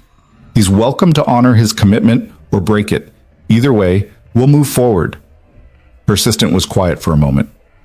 You sound different. I feel different. Should I be worried? Lena looked at Caleb's drawings on her wall, at the figure slowly becoming visible under all that armor. No, I think you should be hopeful. We're about to remember what this place was supposed to be about. And what's that? The art. Not the artist, the practice. Not the personality. The real work of becoming who we're meant to be instead of who we think will impress people. That's beautiful, Lena. Also probably bad for business. Maybe. Or maybe it's the only thing that's actually good for business. We'll find out. After they hung up, Lena made herself breakfast for the first time in years. Not prepared meals from a service, but actual cooking. Eggs scrambled with vegetables, toast with butter, coffee made in her neglected machine. The food tasted different when she made it herself. Better. More real. She was starting to understand what Evan had been trying to teach her. That presence was a practice. That being real meant accepting imperfection. That the armor she'd built to protect herself had become a prison. And the only way out was to take it off piece by piece until she could feel the air on her skin again. It was terrifying. It was necessary. And somewhere in Seattle, in an apartment she'd never seen, a janitor and his son were probably eating breakfast too, ordinary and together, masters of something Lena was just beginning to learn. The call from Marcus Chen's agent came 3 days later, and the man's voice dripped with barely contained fury. Miss Hartley, I don't think you understand who you're dealing with. Marcus has 2 million Instagram followers. He brings legitimacy to establishments like yours. and you're treating him like some nobody who should be grateful for the opportunity. Lena stood at her office window, looking down at the dojo floor where her afternoon class was running through combinations. She could see the students moving in perfect unison, their techniques flawless and empty, just like hers had been for so many years. Mr. Patterson, I understand exactly who I'm dealing with. A talented martial artist who's forgotten that the art is bigger than his brand. And I'm treating him exactly how I treat everyone who walks through my doors, with respect for what they bring, and with clear expectations about what this space stands for. He's not coming if those other masters are there. He's not performing for their judgment. Then he's not coming. The contract has a cancellation clause. I suggest you review it with your legal team. You'll regret this. Marcus has influence in this community. He can make things very difficult for you. I'm sure he can. That's his choice. Just like honoring his commitment or breaking it is his choice. Lena kept her voice even, channeling Evan's calm in the face of aggression. Is there anything else? The line went dead. Lena set her phone down and realized her hands were shaking, not from fear, but from adrenaline. She'd just potentially blown up a major event that would have brought significant prestige and revenue to her dojo. Students had paid deposits, plans had been made, and she'd walked away from it all because a janitor had shown her what real strength looked like. Her phone buzzed immediately. Her assistant. He canceled. Marcus Chen's team just sent formal notice. They're citing creative differences and demanding return of his appearance fee. Return it, all of it. Plus send a formal apology for any inconvenience. Lena, are you sure about this? No, but I'm doing it anyway. That evening, when Evan and Caleb arrived, Lena was sitting in the center of the mat, not training, just sitting. Evan took one look at her face and knew. He pulled out. This morning, very dramatically. His agent made sure I understood what a mistake I'd made. Evan set his card aside and came to sit across from her. Caleb joined them, forming their usual triangle. How do you feel? Terrified, relieved, like I just jumped off a cliff and I'm not sure if I'm flying or falling. Both, probably. That's how big changes feel. My assistant thinks I've lost my mind. Half my advanced students are asking for refunds. I have 3 other masters planning to show up to a seminar that no longer exists. Lena laughed, but it came out shaky. I think I just destroyed everything I spent 20 years building. Or, Evan said quietly, you just cleared space for something new to grow. That's very zen, also possibly delusional. Definitely both, he smiled.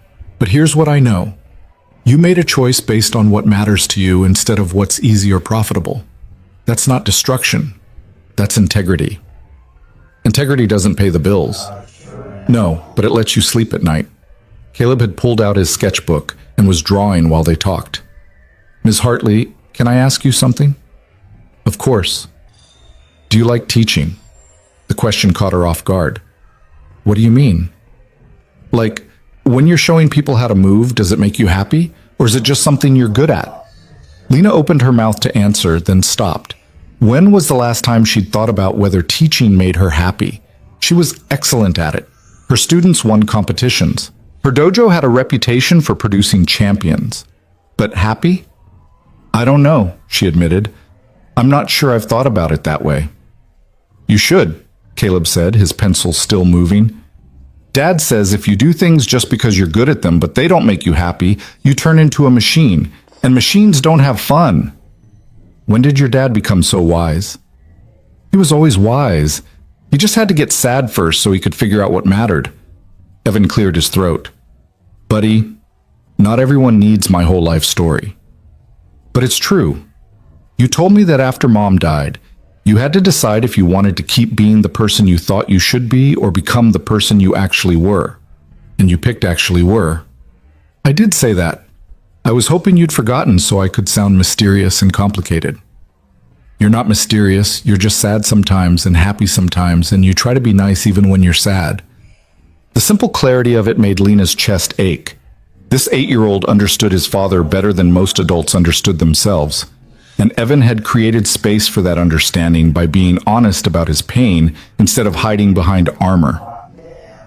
Caleb, Lena said slowly, what if teaching doesn't make me happy, but I don't know what else to do? Then you figure out what does make you happy and do that instead. It's not that simple when you have a business and students depending on you.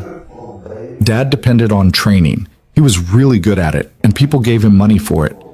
But it didn't make him happy anymore after Mom died, so he stopped. Now he cleans floors and takes care of me. That makes him happy. I don't think your dad is as happy as you think he is, Lena said gently. He's not all the way happy, but he's real happy. There's a difference. Evan was very quiet.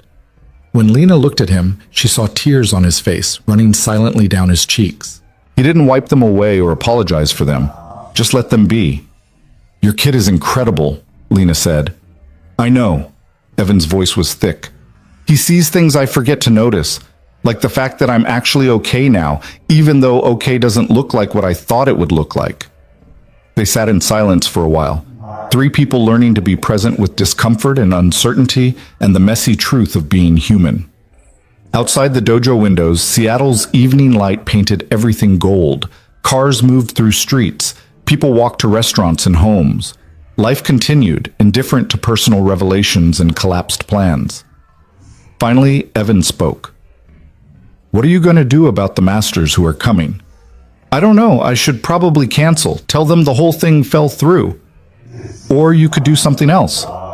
Like what? Like use the space differently. You cleared your schedule for a seminar. You have 3 8th Dans willing to show up. That's not nothing. What would we even do? Whatever you want. It's your dojo. Evan looked around at the pristine space, the expensive equipment, the wall of mirrors reflecting empty potential. What would you do if there were no expectations, no students to impress, no reputation to maintain, no business metrics to hit, just you and some people who love martial arts? What would you want to explore? The question opened something in Lena's mind. What would she want to explore? Not what techniques would look impressive or what combinations would win tournaments, but what actually interested her now after everything Evan had shown her. I'd want to talk about presence, she said slowly. About how we've turned martial arts into performance instead of practice. About the difference between technique and understanding. About... She stopped, afraid of how it would sound. About what? About how lonely it is at the top when you've sacrificed everything else to get there. About whether mastery is worth the cost.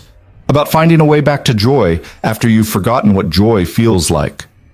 Evan smiled. That sounds like a seminar I'd actually want to attend.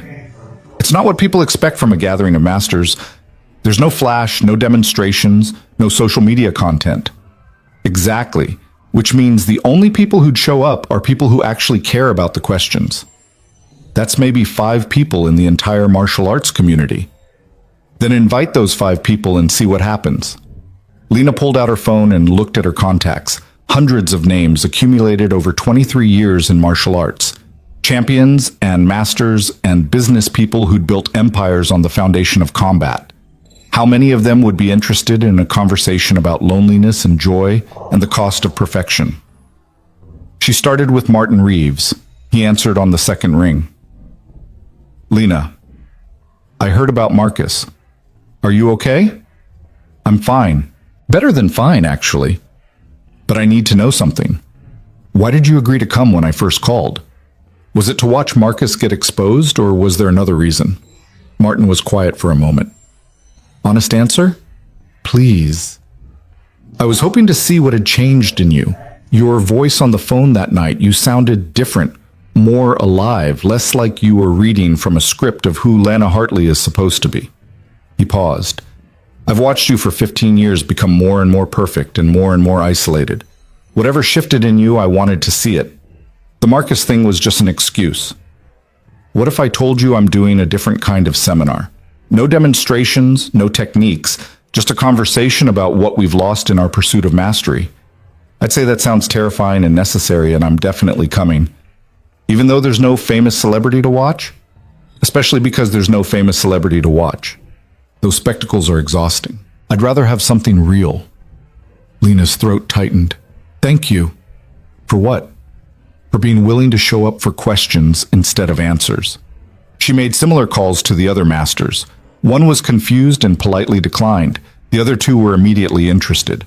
By the end of the evening, she had 3 confirmed 8th Dans and a plan that felt both terrifying and more honest than anything she'd done in years. Evan had finished his cleaning and was preparing to leave when Lena stopped him. "I want you there," she said, "at the seminar, not as staff, as a participant." "Lena, that's not— I know what you're going to say, that you're not qualified, that you don't have rank or credentials, that you're just a janitor. But rank and credentials are just armor, and I'm trying to create a space without armor. So I'm asking you, Evan Brooks, person who knows things about presence and flow, and the difference between technique and understanding, will you participate?" Evan looked at Caleb, who nodded encouragingly. "Dad, you should do it. These people need to hear what you know." "What I know isn't special. It's real," Lena interrupted. "That's what makes it special. Everything else is performance. What you have is real. I don't have anything prepared. Neither do any of us. That's the point. We're going to show up and be honest about what we don't know instead of pretending we have everything figured out." Evan ran his hand through his hair, a gesture Lena had learned meant he was genuinely conflicted. "This feels like a setup, like you're trying to give me some moment of validation or vindication. I'm not. I'm trying to learn from you in front of witnesses. I'm trying to demonstrate that the things you've taught me matter more than any technique I've perfected. And yes, there's a part of me that wants these masters to see you the way I see you. Is that so wrong?" "It's not wrong. It's just—" Evan struggled for words. "I'm afraid of becoming someone I'm not again, of letting other people's perception of me matter more than my own understanding of who I am." "Then don't let it matter. Show up as exactly who you are and let that be enough." "What if I'm not enough?" The vulnerability in his voice nearly broke her. This man who moved like water and spoke like he'd solved ancient riddles was afraid of being seen as inadequate. Of course he was. That's why he'd become invisible. That's why he cleaned floors instead of teaching.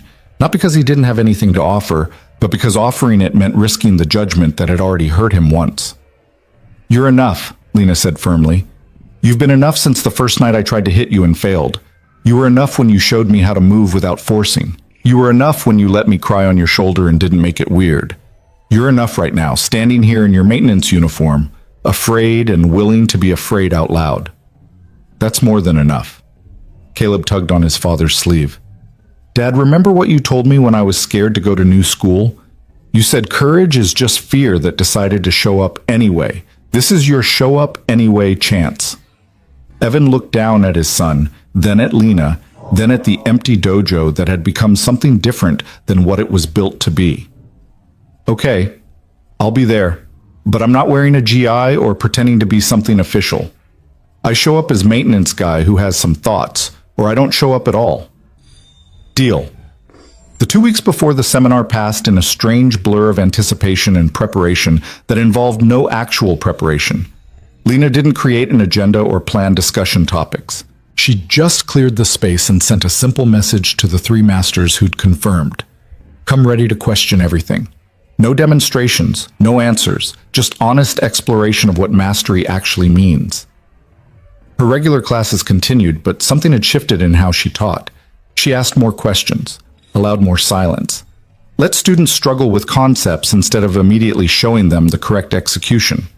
Some students loved it. Others were frustrated and confused. A few dropped out. Lena watched them go without trying to convince them to stay. That was new too, accepting that her teaching wouldn't work for everyone, and that was okay. One evening, about a week before the seminar, Michael, the tech executive who'd noticed her changing teaching style, stayed after class. "Master Hartley, can I ask you something personal?" "Of course. What happened to you? And I don't mean that critically. You're clearly going through something transformative. I'm just curious what sparked it." Lena looked at him. This student who'd been training with her for 4 years, who'd always been technically excellent, but somehow hollow in his execution. "I met someone who showed me the difference between being good at something and understanding it." "A teacher?" "Not officially, but yes." "Can I meet them?" The question surprised her. "Why?" "Because I've been training for 4 years and I'm realizing I don't actually know why. At first it was fitness, then it was achievement, then it was just habit. But watching you change has made me wonder if there's something deeper I've been missing." "There is."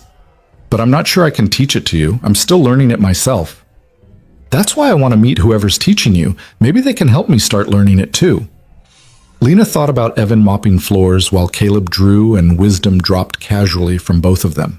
About how the most profound teaching she'd ever received had come from someone who claimed not to be a teacher at all. He'll be at the seminar next week. It's not open to students, but she made a decision. I'm going to open it up, not to everyone, but to people who are genuinely searching instead of just collecting techniques. Do you want to come? Absolutely. It won't be what you expect. There will be masters there, but we won't be demonstrating or teaching in the traditional sense. Just talking, exploring, being honest about what we don't know. That sounds more valuable than any technique you could show me. Lena ended up extending invitations to 5 of her long-term students, people who'd shown glimmers of actually wanting to understand rather than just perform. To her surprise, all 5 accepted immediately. They were hungry for something real, she realized. They'd been hungry the whole time, and she'd been feeding them perfect technique when what they needed was honest struggle. The night before the seminar, Lena couldn't sleep. She lay in bed staring at Caleb's drawings on her wall, watching the progression from armored to emerging, and wondered what would happen tomorrow. 3/8 Dan masters, 5 searching students, 1 janitor who knew more than all of them, and her, trying to facilitate a conversation about things she barely understood herself. It could be a disaster, could expose her as a fraud, as someone who'd lost her way, as a master who no longer believed in mastery as traditionally defined. Or it could be the most honest thing she'd ever done. At 2 a.m., she gave up on sleep and drove to the dojo. The building was dark and empty, her footsteps echoing as she walked across the floor Evan had cleaned a few hours earlier. She stood in the center of the mat and tried to feel what he felt when he moved, that quality of presence without forcing, of being without trying to control.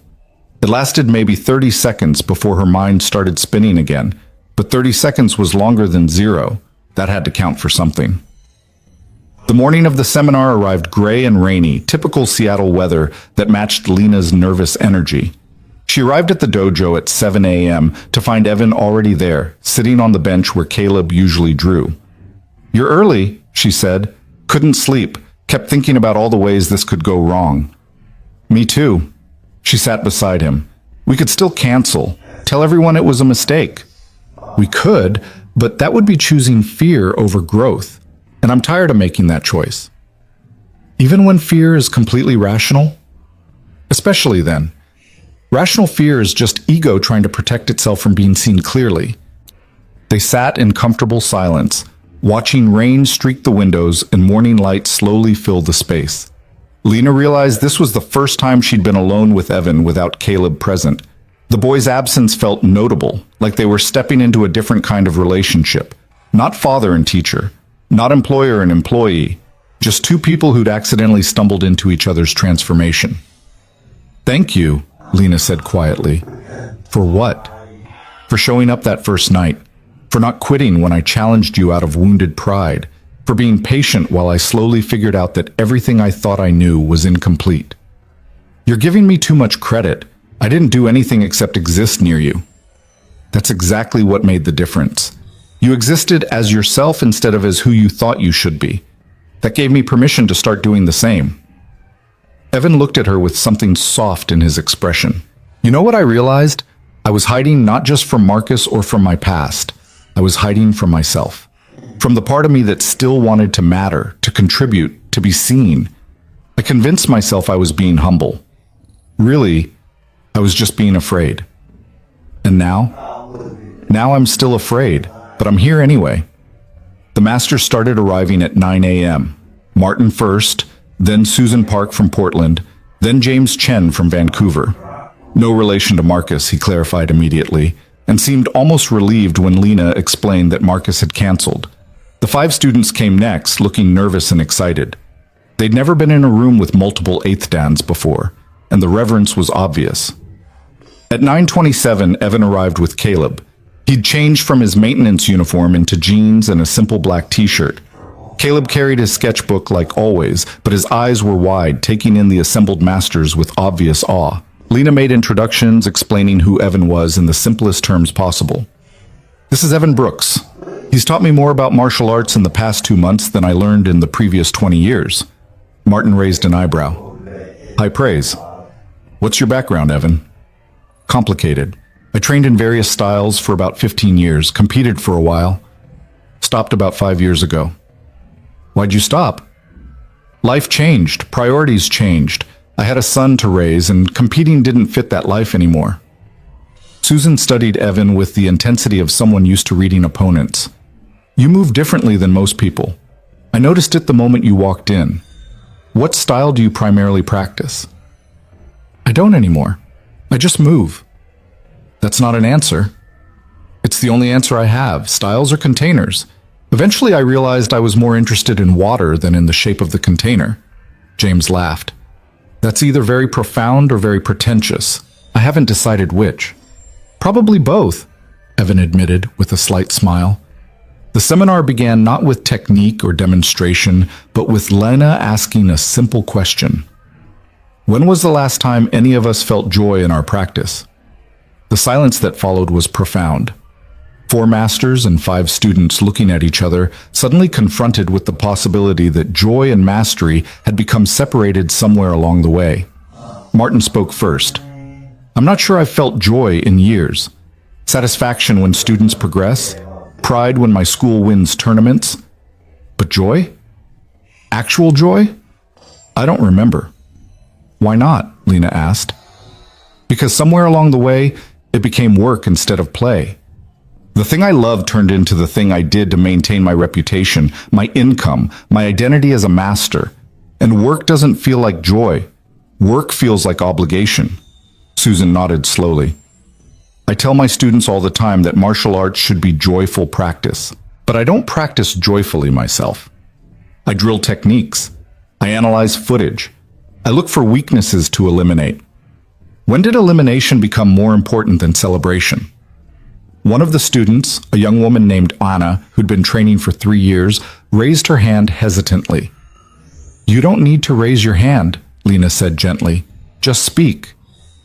I feel joy sometimes, Anna said, but then I feel guilty about it. Like if I'm enjoying myself, I'm not taking it seriously enough. Like joy and discipline can't coexist.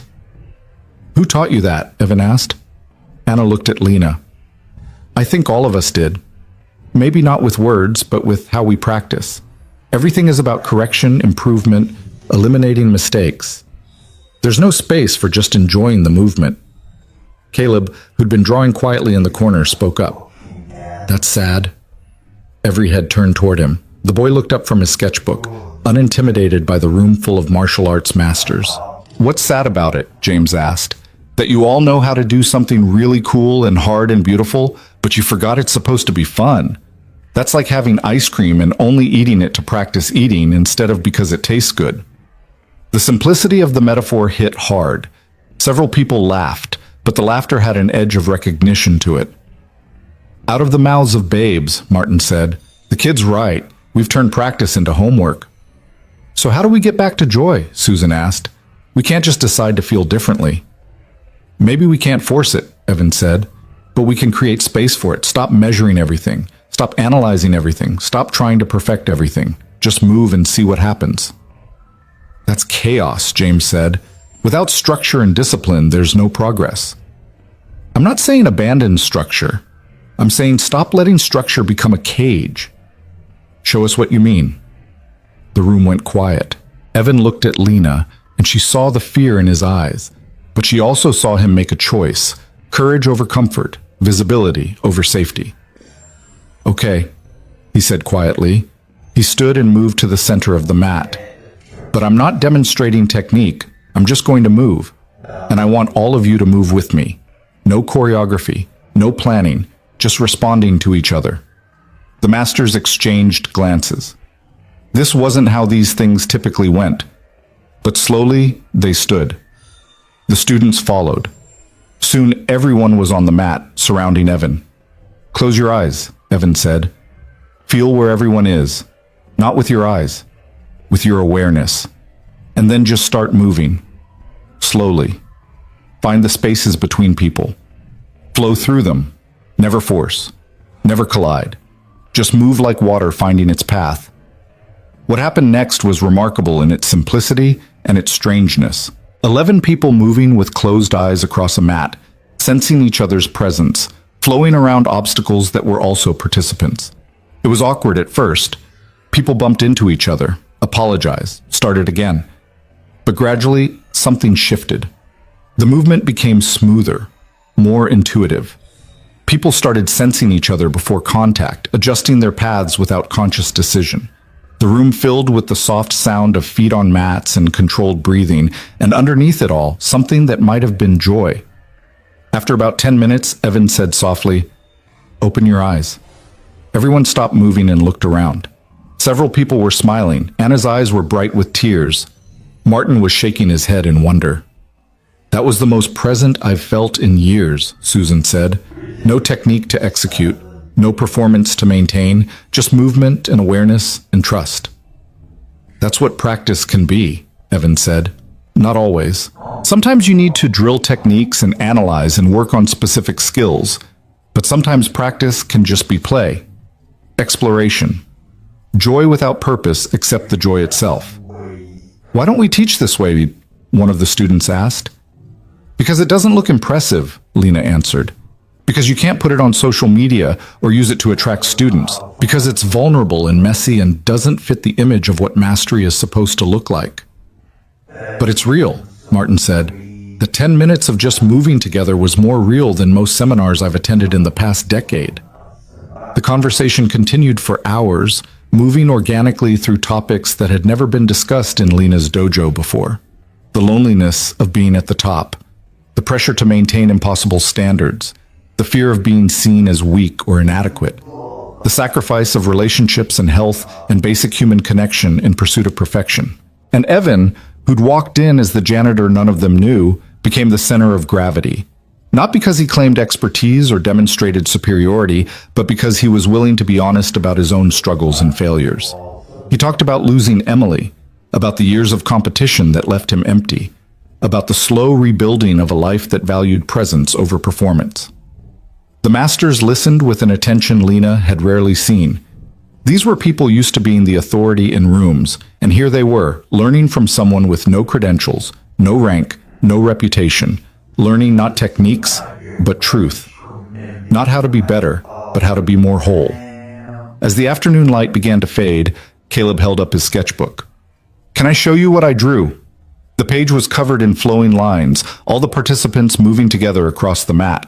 But instead of separate figures, the lines blended and interweaved, showing not 11 people, but one continuous movement flowing through 11 forms. "That's beautiful," Susan breathed. "That's exactly what it felt like." "You were all water," Caleb said. "All part of the same water, just moving through different shapes." Martin looked at Evan. "Your son has a gift. He sees things clearly. I'm still working on learning how." As people prepared to leave, exchanging contact information and promising to stay in touch, Martin pulled Lena aside. "I don't know what happened to you, but whatever it is, keep doing it. This was the most valuable martial arts event I've attended in 20 years. No flash, no ego, just honest people trying to remember why they fell in love with this practice in the first place." "I didn't do much. Evan did most of the teaching. You created the space for it to happen. That's teaching too, maybe the most important kind." After everyone had gone, Lena sat on the mat with Evan and Caleb, exhausted and energized in equal measure. "That was terrifying," she said. "But good terrifying," Evan replied. "The kind that means you're growing." "Do you think it mattered? Do you think anyone will actually change their practice because of today?" "Some will, some won't. That's not your responsibility. You created space for honesty and exploration. What people do with that is up to them." Caleb tugged on Lena's sleeve. "Ms. Hartley, are you still sad?" "What do you mean?" "When we first met, you seemed really sad. Even when you were being strong and impressive, you seemed sad underneath. Are you still?" Lena thought about it. "I'm less sad. Or maybe I'm just more okay with being sad sometimes. Does that make sense?" "Yeah, Dad's like that too. Sad sometimes, but okay about it." "We're both works in progress, buddy," Evan said, ruffling his son's hair. "Probably always will be." As they prepared to leave, Evan doing his usual evening maintenance, Lena realized something had fundamentally shifted. This space that had been her fortress, her proof of worth, her elaborate armor against the world, it had become something else. Something more vulnerable and more valuable. A place where honesty was allowed, where masks could come off, where masters could admit they were also students, still learning, still struggling, still human underneath all their achievements. She thought about Marcus Chen, wherever he was, probably posting another video of perfect technique to millions of followers who would never know the difference between performance and presence. Part of her still felt angry about what he'd done to Evan, but mostly she felt sorry for him. Sorry that he'd never know what it felt like to be truly seen, to be vulnerable in front of people and find acceptance instead of judgment. "Thank you," she said to Evan as he finished mopping. "You keep thanking me. I keep telling you I'm not doing anything special. You're being yourself. In a world that demands performance at all times, being yourself is the most special thing you can do." "Then you're welcome, and thank you too." "For what?" "For giving me a reason to stop hiding, for creating a space where honesty mattered more than credentials, for teaching me that being visible doesn't have to mean being vulnerable to attack." He smiled. "And for the steady paycheck, that helps too." They laughed, the sound echoing in the empty dojo, and Lena felt something she hadn't felt in years. Not accomplishment, not pride, not the satisfaction of being the best, just simple contentment. The knowledge that she was exactly where she needed to be, doing exactly what she needed to do, with exactly the people she needed to do it with. It wasn't perfect. It wasn't impressive. It wasn't going to win her any championships or attract any celebrity endorsements. But it was real. And real, she was learning, was enough. The weeks following the seminar brought changes that rippled outward in ways Lena couldn't have predicted. Martin Reeves called her 3 days later with a proposal that made her stomach flip. "I want to do this at my school in Portland. Not exactly the same, but the same spirit. Honest conversation about what we've lost and how to find it again. Will you and Evan come facilitate?" "Martin, I don't know if we're ready to—" "You're not ready. That's what makes it work. If you had all the answers, it would just be another lecture. But you're figuring it out in real time, and that's what people need to see. That masters don't have to be untouchable. That we can be honest about our struggles." Lena found herself agreeing before she'd fully processed what she was committing to. When she told Evan that evening, he looked simultaneously terrified and pleased. "Portland? That's a whole different city, a whole different group of people." "I know. We can say no. Martin would understand. Do you want to say no?" Lena thought about it. The old her would have said yes to avoid risk, to maintain control, to protect her carefully constructed image. The emerging her wanted to lean into the discomfort, to see where this path led. "No. I want to see if what happened here can happen somewhere else. I want to see if it was real or just a fluke." "It was real. But real is fragile. It doesn't always survive transplanting." "Then we'll find out together." Caleb was doing homework at his usual bench, but he looked up with interest. "Can I come?" "To Portland?" "Buddy, it's a school day." "But I learn more watching you teach than I do at school sometimes. And I could draw. Drawing is educational." Evan looked at Lena, a question in his eyes. She understood what he was asking. Was Caleb becoming too attached to this world? Was Evan letting his son get caught up in something that might not last? "He should come," Lena said. "His perspective matters. The drawings matter. And honestly, having him there reminds all of us that this isn't about impressing each other. It's about being real enough that a child can understand what we're saying." The Portland session happened 3 weeks later on a Saturday.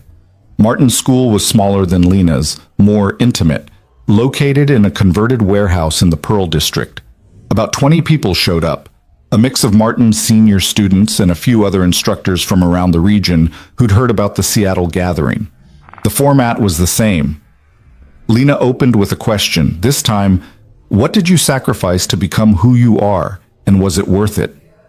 The room went silent, people shifting uncomfortably, confronted with an accounting they'd been avoiding for years. A woman in her 50s spoke first. "I sacrificed my marriage. My husband couldn't understand why I needed to train 6 hours a day. Why tournaments and rank tests mattered more than date nights and vacations. He left after 10 years and I told myself it was his loss, that he didn't understand dedication." Her voice cracked. But sitting here now, I realize I'm a fourth Dan black belt and I'm completely alone. And I don't know if the trade was worth it. Others shared similar stories. Relationships ended, children grown distant, health compromised, financial security sacrificed for competition travel. Years spent chasing rank and recognition while life happened around them, unnoticed and unappreciated. Evan listened to all of it before speaking. I did the same thing. I sacrificed my marriage too, in a different way. I was physically present but emotionally absent. Training consumed me. My wife would try to talk to me about her day, and I'd be mentally rehearsing combinations. She'd want to go out, and I'd need to train. She loved me anyway, but I didn't give her the presents she deserved. He looked down at his hands. She died before I figured that out. I don't get to go back and make different choices. That's something I carry every day. How do you live with that? The woman asked. By making different choices now. By being present for my son in ways I wasn't present for his mother. By valuing connection over achievement. By measuring my days not by what I accomplished, but by how fully I showed up. He paused. And by forgiving myself when I fail at all of that, which is often. That sounds impossibly hard. It is. But it's real hard instead of fake easy. Fake easy is pretending that sacrificing everything for mastery is noble. Real hard is admitting you made choices that hurt people and choosing differently going forward. The conversation deepened from there, moving into territory that made everyone uncomfortable but also strangely relieved. These were conversations nobody had in martial arts spaces. Admissions of loneliness, regret, the dawning realization that perfection was a cage they'd built for themselves. During a break, Martin pulled Lena aside. This is going to sound strange, but I think Evan might be the most important teacher in American martial arts right now. He's not a teacher. He's a janitor who happens to have profound insights. That's what makes him important. He's not trying to build a following or maintain a brand. He's just honest about his experience. And in a world drowning in performance and pretense, honesty is revolutionary. You won't want to hear that. He barely agreed to come to Portland. I know, but someone needs to document this. What he's saying, what you're creating together, it matters. Document it how? I don't know yet, but we need to preserve it somehow before it gets lost or corrupted or turned into something commercial. Lena hadn't considered that possibility. She'd been so focused on her own transformation that she hadn't thought about the broader implications. But Martin was right. There was something happening here that transcended her personal journey. A movement, maybe, or at least a conversation that needed to continue. After the Portland session, 3 more schools reached out requesting similar gatherings. Lena had to start saying no. She still had her own dojo to run, her own students to teach, her own practice to maintain. And Evan had his actual job, his son to care for, his own life that existed outside of these intense philosophical discussions. But one invitation she couldn't refuse came from Susan Park, the master who'd attended the original Seattle seminar. Susan ran a program for at-risk youth in South Seattle, teaching martial arts as a way to build confidence and discipline. She wanted to know if Lena and Evan would come talk to her kids. They don't need to hear about technique, Susan explained. They get plenty of that from me, but they need to hear what you're teaching, that strength doesn't mean hardness, that discipline doesn't mean destroying yourself, that being vulnerable isn't the same as being weak. Those are pretty advanced concepts for teenagers, Lena said. These kids have been through more than most adults. They can handle advanced concepts. What they can't handle is more adults pretending to have all the answers while obviously struggling themselves. Lena brought Evan and Caleb to Susan's program on a Thursday evening. About 15 kids, ages 13 to 17, sat on mats looking skeptical and guarded. They'd been told that some fancy billionaire master was coming to talk to them, and their body language screamed that they expected to be lectured by someone who didn't understand their lives. Lena opened with the truth. I'm going to be honest with you. I have no idea what I'm doing here. Susan invited me because she thinks I have something valuable to share. But looking at all of you, I'm realizing I'm probably going to learn more from you than you'll learn from me. Then why should we listen? A girl in the back asked. Not hostile, just direct. Good question. Maybe you shouldn't.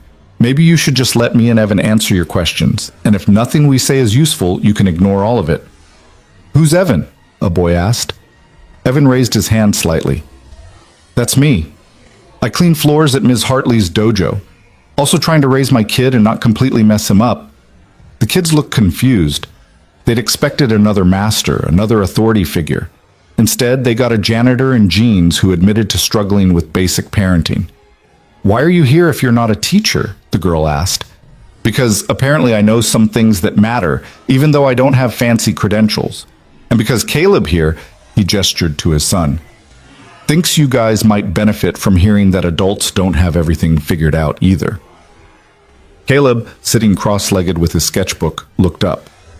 "You all seem really tough, like you're protecting something important inside. My dad used to be like that. He says it's exhausting." The room went very quiet. These kids, who'd learned to armor themselves against a world that was often cruel and unfair, recognized themselves in that simple observation. "What happened to your dad?" a boy asked Caleb. "He stopped trying to be tough all the time. He cries sometimes now, but he's happier, sad happy, but that's better than numb tough." "Your dad cries?" The boy sounded incredulous. "Yeah, usually about my mom. She died when I was little. He misses her."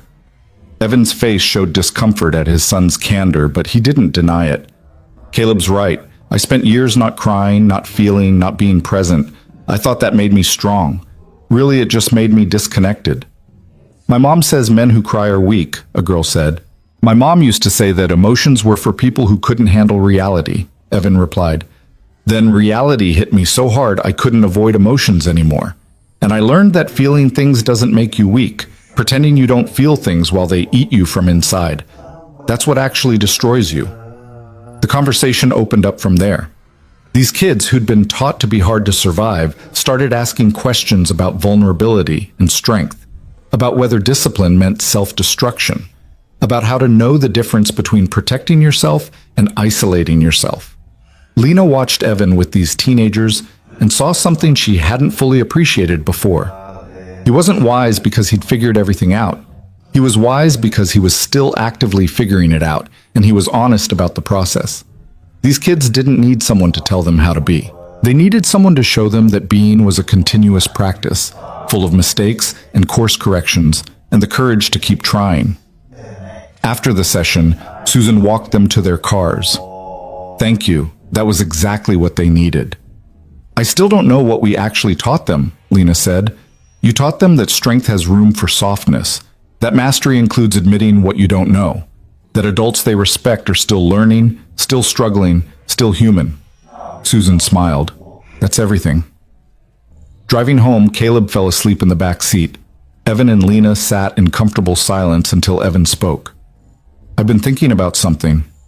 "What's that?" "Your dojo, what it's becoming. It's not really an elite training center anymore." Lena felt her stomach tighten. "Is that a problem?" "No, but it's different than what you built it to be. Some of your students are leaving because they want traditional training. Your revenue is probably down because you're not attracting the high-paying clients who want to train with a champion." "All true. So what are you building instead?" Lena thought about it. "I don't know exactly. Something more honest, something that values presence over performance. Something that doesn't pretend mastery means having all the answers." "That's not going to make you rich or famous." "I'm already rich, and fame is exhausting." She glanced at him. "What are you getting at?" "I'm getting at the fact that I'm still mopping your floors for minimum wage, while also being some kind of philosophical teacher to your students and anyone else who asks. And that's starting to feel unsustainable." Lena's heart dropped. "Are you quitting?" "No, I'm asking if there's a different arrangement we could make. One where I'm actually compensated for both the floors and the philosophy. Where I can stop working overnight maintenance at 2 other buildings just to make rent." "You work other buildings?" "3 total. Yours, an office complex, and a gym. I work about 50 hours a week for not enough money, and Caleb spends most of his evenings sitting on benches watching me clean. It's not sustainable long term." "Why didn't you say something?"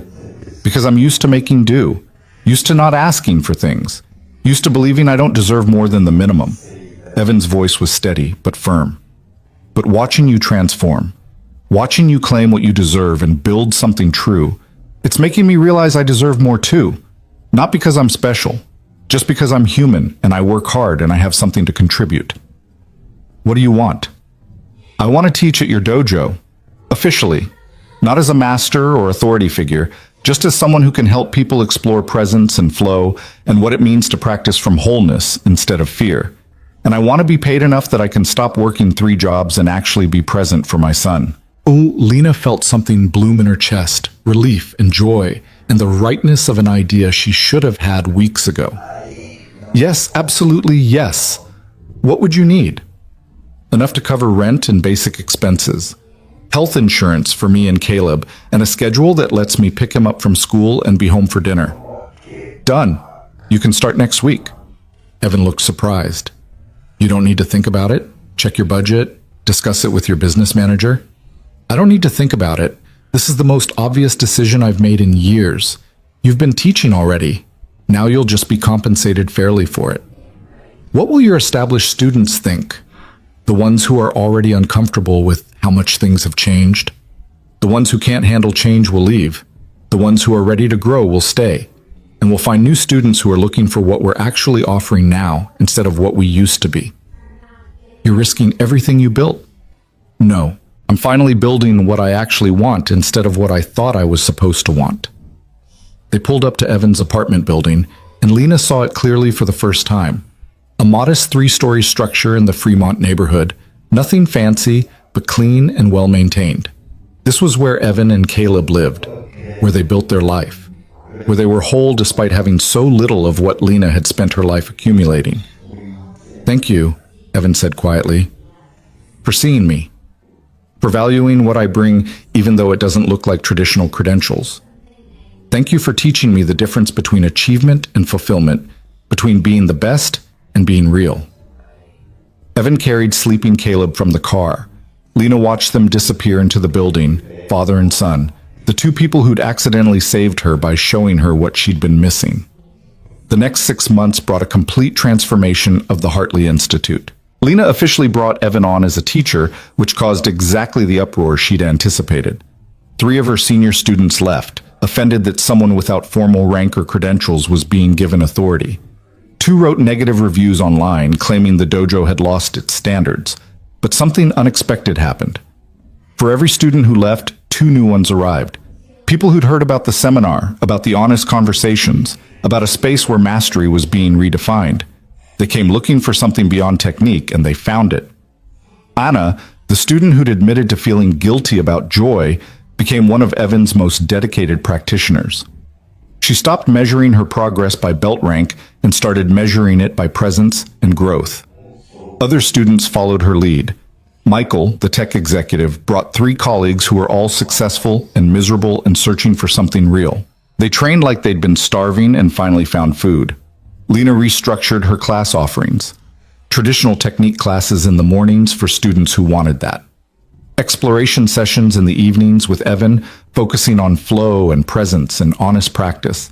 And once a month, an open conversation like the original seminar, where anyone could come and discuss what they were struggling with in their practice and their lives. The financial numbers were actually better than before. It turned out there was significant demand for honest martial arts instruction. People were tired of performance and pretense. They wanted truth, even if truth was messy and uncomfortable. Martin's Portland school implemented similar changes. Susan's youth program became a model for other community programs. The 3 masters from the original seminar each started incorporating more honest conversation into their teaching. It wasn't a revolution, but it was a shift, a small movement toward presence over performance. Caleb continued to draw, his sketchbooks filling with images of people in motion, people being real, people slowly removing their armor. Lena bought him premium art supplies and suggested he might want formal instruction someday. Caleb shrugged. I don't want to learn the right way to draw. I just want to draw what I see. That's fair, Lena said. Keep doing that. The moment that defined everything came on a Tuesday evening in October, 6 months after the original seminar. Lena was teaching a basics class when her assistant knocked on the door with an urgent expression. Lena, there's someone here to see you. He says it's important. Can it wait until after class? He says no. And honestly, you might want to handle this. Lena excused herself and found Marcus Chen standing in her lobby, looking exactly as he did in his social media posts. Expensive athletic wear, perfectly styled hair, the confident posture of someone used to being the most important person in any room. Marcus? Lena, you're looking well. His smile didn't reach his eyes. I heard about what you've been doing. The seminars, the changes to your program. Very interesting. What do you want? Direct. I appreciate that. I want to know why you've been subtly undermining me for the past 6 months. I haven't been thinking about you at all, actually. Really? Because everywhere I go, people are asking why Marcus Chen teaches Flash while others teach Substance. Why my instruction is performance while yours is real. Your little movement is damaging my brand. My movement isn't about you. It's about creating space for honest practice. And you just happened to start this right after I canceled my seminar here. That's quite a coincidence. Lena studied him. Up close, she could see what she'd missed in videos, the tightness around his eyes, the tension in his shoulders, the armor he wore that was even more elaborate than hers had been. He was terrified, not of her, but of irrelevance, of being exposed, of mattering less. Marcus, do you actually love martial arts? The question clearly surprised him. What kind of question is that? A simple one. Do you love the practice, the movement, the art itself? Or do you love being famous for it? I can love both. Can you? Or did one consume the other so gradually you didn't notice? I don't need a philosophy lecture from you, Lena. I came here to tell you to stop poisoning the well. Stop telling people my instruction is empty. I've never mentioned your name, not once. Not in any seminar or class or conversation. But you don't have to. The contrast is obvious. You're the master who became humble. I'm the celebrity who stayed shallow. That's the narrative. That's your narrative. I'm just trying to teach honestly. Marcus's composure cracked slightly. You know what? You're right. You didn't poison anything. I did it myself. I built everything on flash and charisma and looking impressive, and now people are starting to notice there's not much underneath. He laughed bitterly. You know what the worst part is? I know I'm technically excellent. I've worked incredibly hard on my technique, but I've forgotten why any of it matters. I perform for cameras and crowds, and it feels empty, and I don't know how to get back to something real. Lena felt something shift. This wasn't an enemy. This was another person in armor, just as trapped as she'd been, maybe more so because his trap was public and profitable, and therefore impossible to escape without losing everything. Do you want to? She asked quietly. Want to what? Get back to something real. I don't even know what real would look like anymore. It would look like admitting you're lost, like asking for help, like being willing to be a beginner again in some ways while maintaining your expertise in others. That would destroy my brand. Probably, but it might save you. Marcus was quiet for a long time. There's someone here, isn't there? Someone who helped you figure this out. Yes. Can I meet them? Lena almost said no. Almost protected Evan from this man who'd humiliated him years ago. But then she remembered what Evan had said about not needing protection, about being responsible for his own presence. He's teaching right now, evening class. You can watch if you want, but you need to actually watch. Not analyze, not judge. Just watch and see what you see. Marcus followed her to the observation window overlooking the main training floor. Inside, Evan was leading a class of about 12 students through what looked like slow-motion improvisation. People moving through space, around each other, responding to presence rather than attacking or defending. It looked nothing like traditional martial arts training. It looked like dance or meditation or play. That's it, Marcus said. That's the revolutionary teaching everyone's talking about? Watch, Lena said again. They watched for 15 minutes. Gradually, Marcus's expression changed from dismissive to confused to something that might have been hunger. These students weren't performing, they were present. Moving from real center, responding from awareness rather than rehearsed technique. It was simple and profound and utterly unlike anything Marcus taught. Who is that instructor? Marcus asked. His name is Evan Brooks. Marcus's head snapped around. The janitor? The teacher, though he still cleans the floors too. Some habits die hard. Huh? That's the same guy from the gym 5 years ago? Yes. Why is he here? Because I hired him. Because he knows things I needed to learn. And because he's a better teacher than anyone I've ever met, including myself. Marcus looked back at the class, watching Evan move among students with calm presence, offering gentle corrections that were more about awareness than technique. He humiliated me. No, he revealed you. You humiliated yourself. That's a distinction without a difference. It's the only distinction that matters. Evan didn't attack you. He didn't try to dominate you. He just made space and let your aggression exhaust itself. That's not humiliation. That's a mirror. Some mirror showed me I was an asshole. Were or are? Marcus smiled despite himself. Fair point. Probably still am, honestly. The class ended, students bowing and dispersing. Evan saw Lena at the observation window and started to head over, then stopped when he saw Marcus. His expression didn't change, but Lena could see the calculation happening, whether to engage or avoid, whether this was safe or dangerous. It's okay, Lena called through the glass. Come up. Evan climbed the stairs to the observation deck, his face carefully neutral. Marcus stood as he entered. Evan Brooks. It's been a while. Marcus. Evan's voice was steady. I'm surprised to see you here. I'm surprised to be here. Marcus looked uncomfortable but determined. I owe you an apology. What I did at that gym, humiliating you in front of everyone, that was cruel and petty and came from my own insecurity. I appreciate that. I don't expect you to forgive me. I'm just saying I was wrong. I forgave you years ago, mostly because holding on to anger was exhausting, but thank you for saying it anyway. Marcus looked startled. Just like that? You forgive me? Just like that. What purpose would not forgiving you serve? It wouldn't change what happened. It would just keep me chained to it. That's very zen. Also slightly infuriating in how reasonable it is. Despite everything, Evan smiled. Sorry about that. They stood in awkward silence until Lena spoke. Marcus was just watching your class. He had questions about what you're teaching. It's not really teaching, more like exploring together.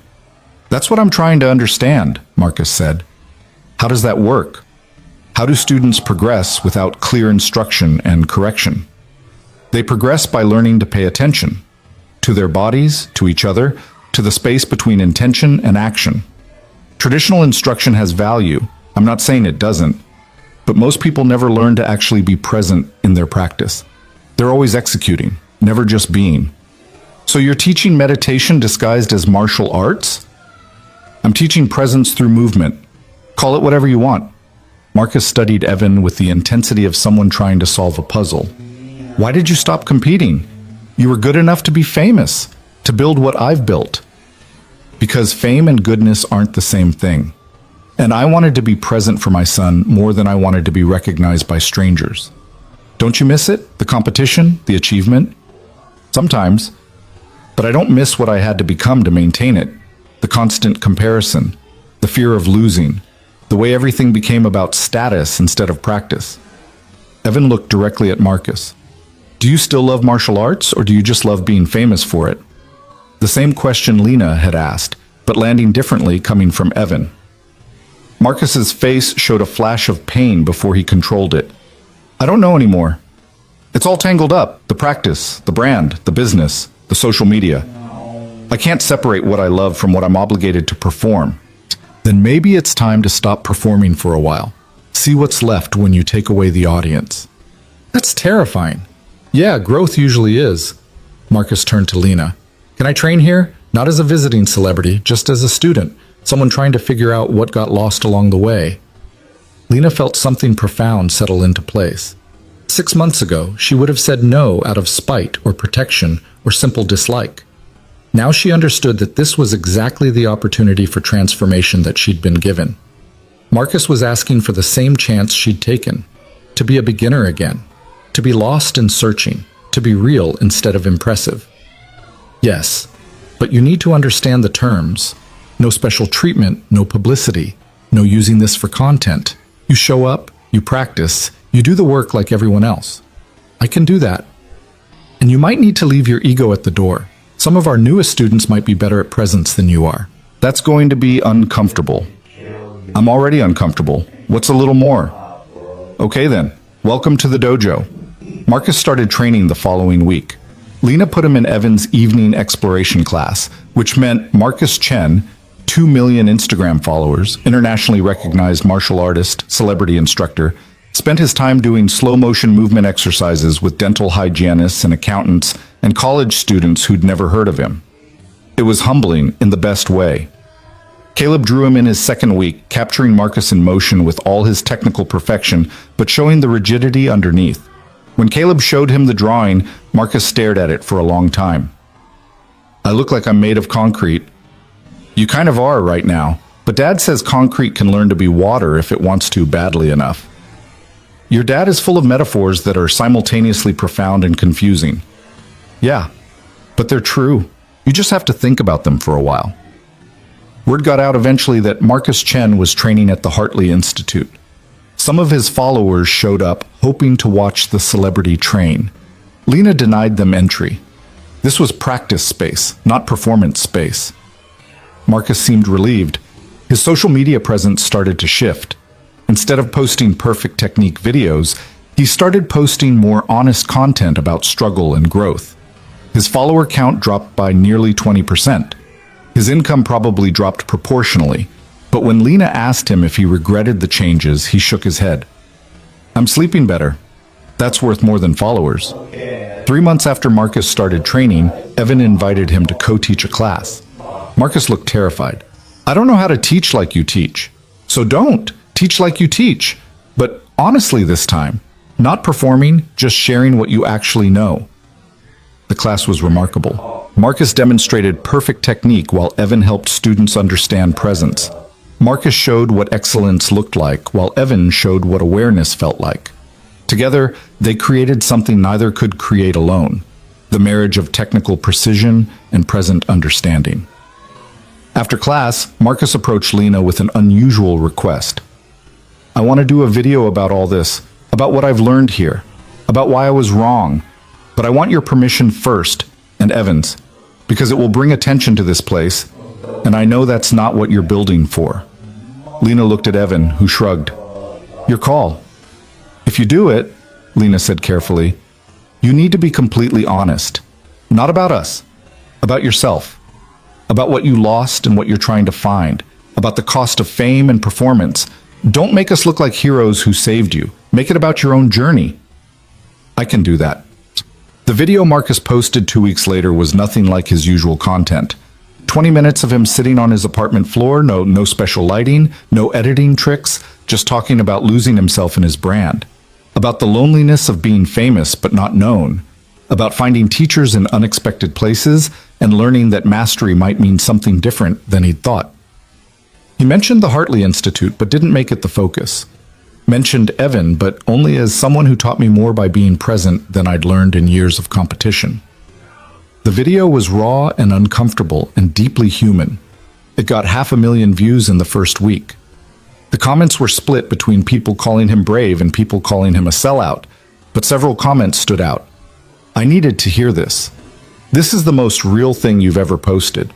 Thank you for being honest. The video brought a wave of new students to the dojo, people searching for what Marcus had found. Lena had to hire 2 more instructors to handle the demand. She chose carefully, prioritizing people who valued presence over performance, who were willing to admit they were still learning, who could hold space for honest exploration instead of just demonstrating perfect technique. The Hartley Institute became something entirely different than what Lena had built 20 years ago. It was still rigorous. Students still learned technique and discipline. But now there was room for vulnerability too, room for questions without immediate answers, room for students to struggle and be supported rather than corrected into perfection.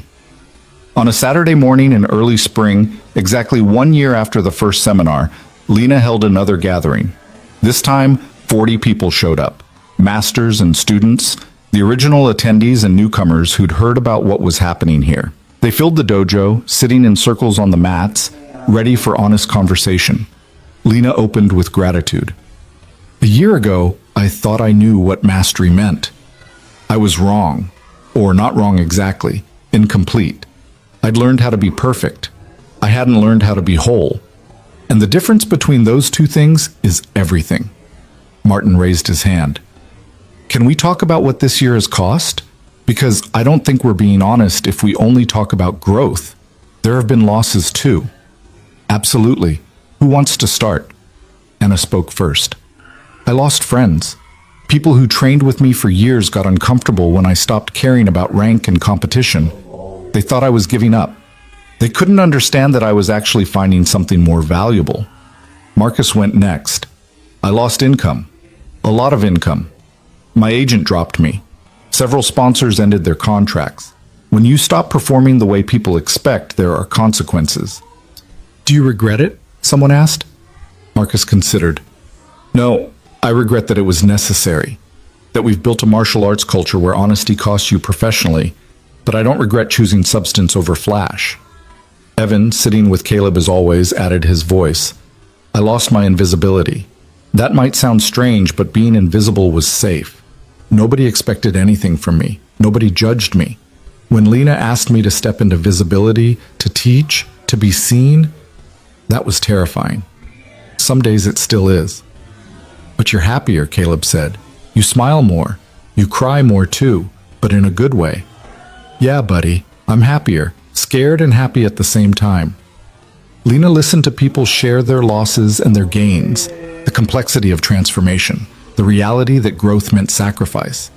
But it was sacrifice chosen consciously, with open eyes, rather than sacrifice demanded by armor and fear. Susan Park, who'd brought her youth program students, spoke near the end.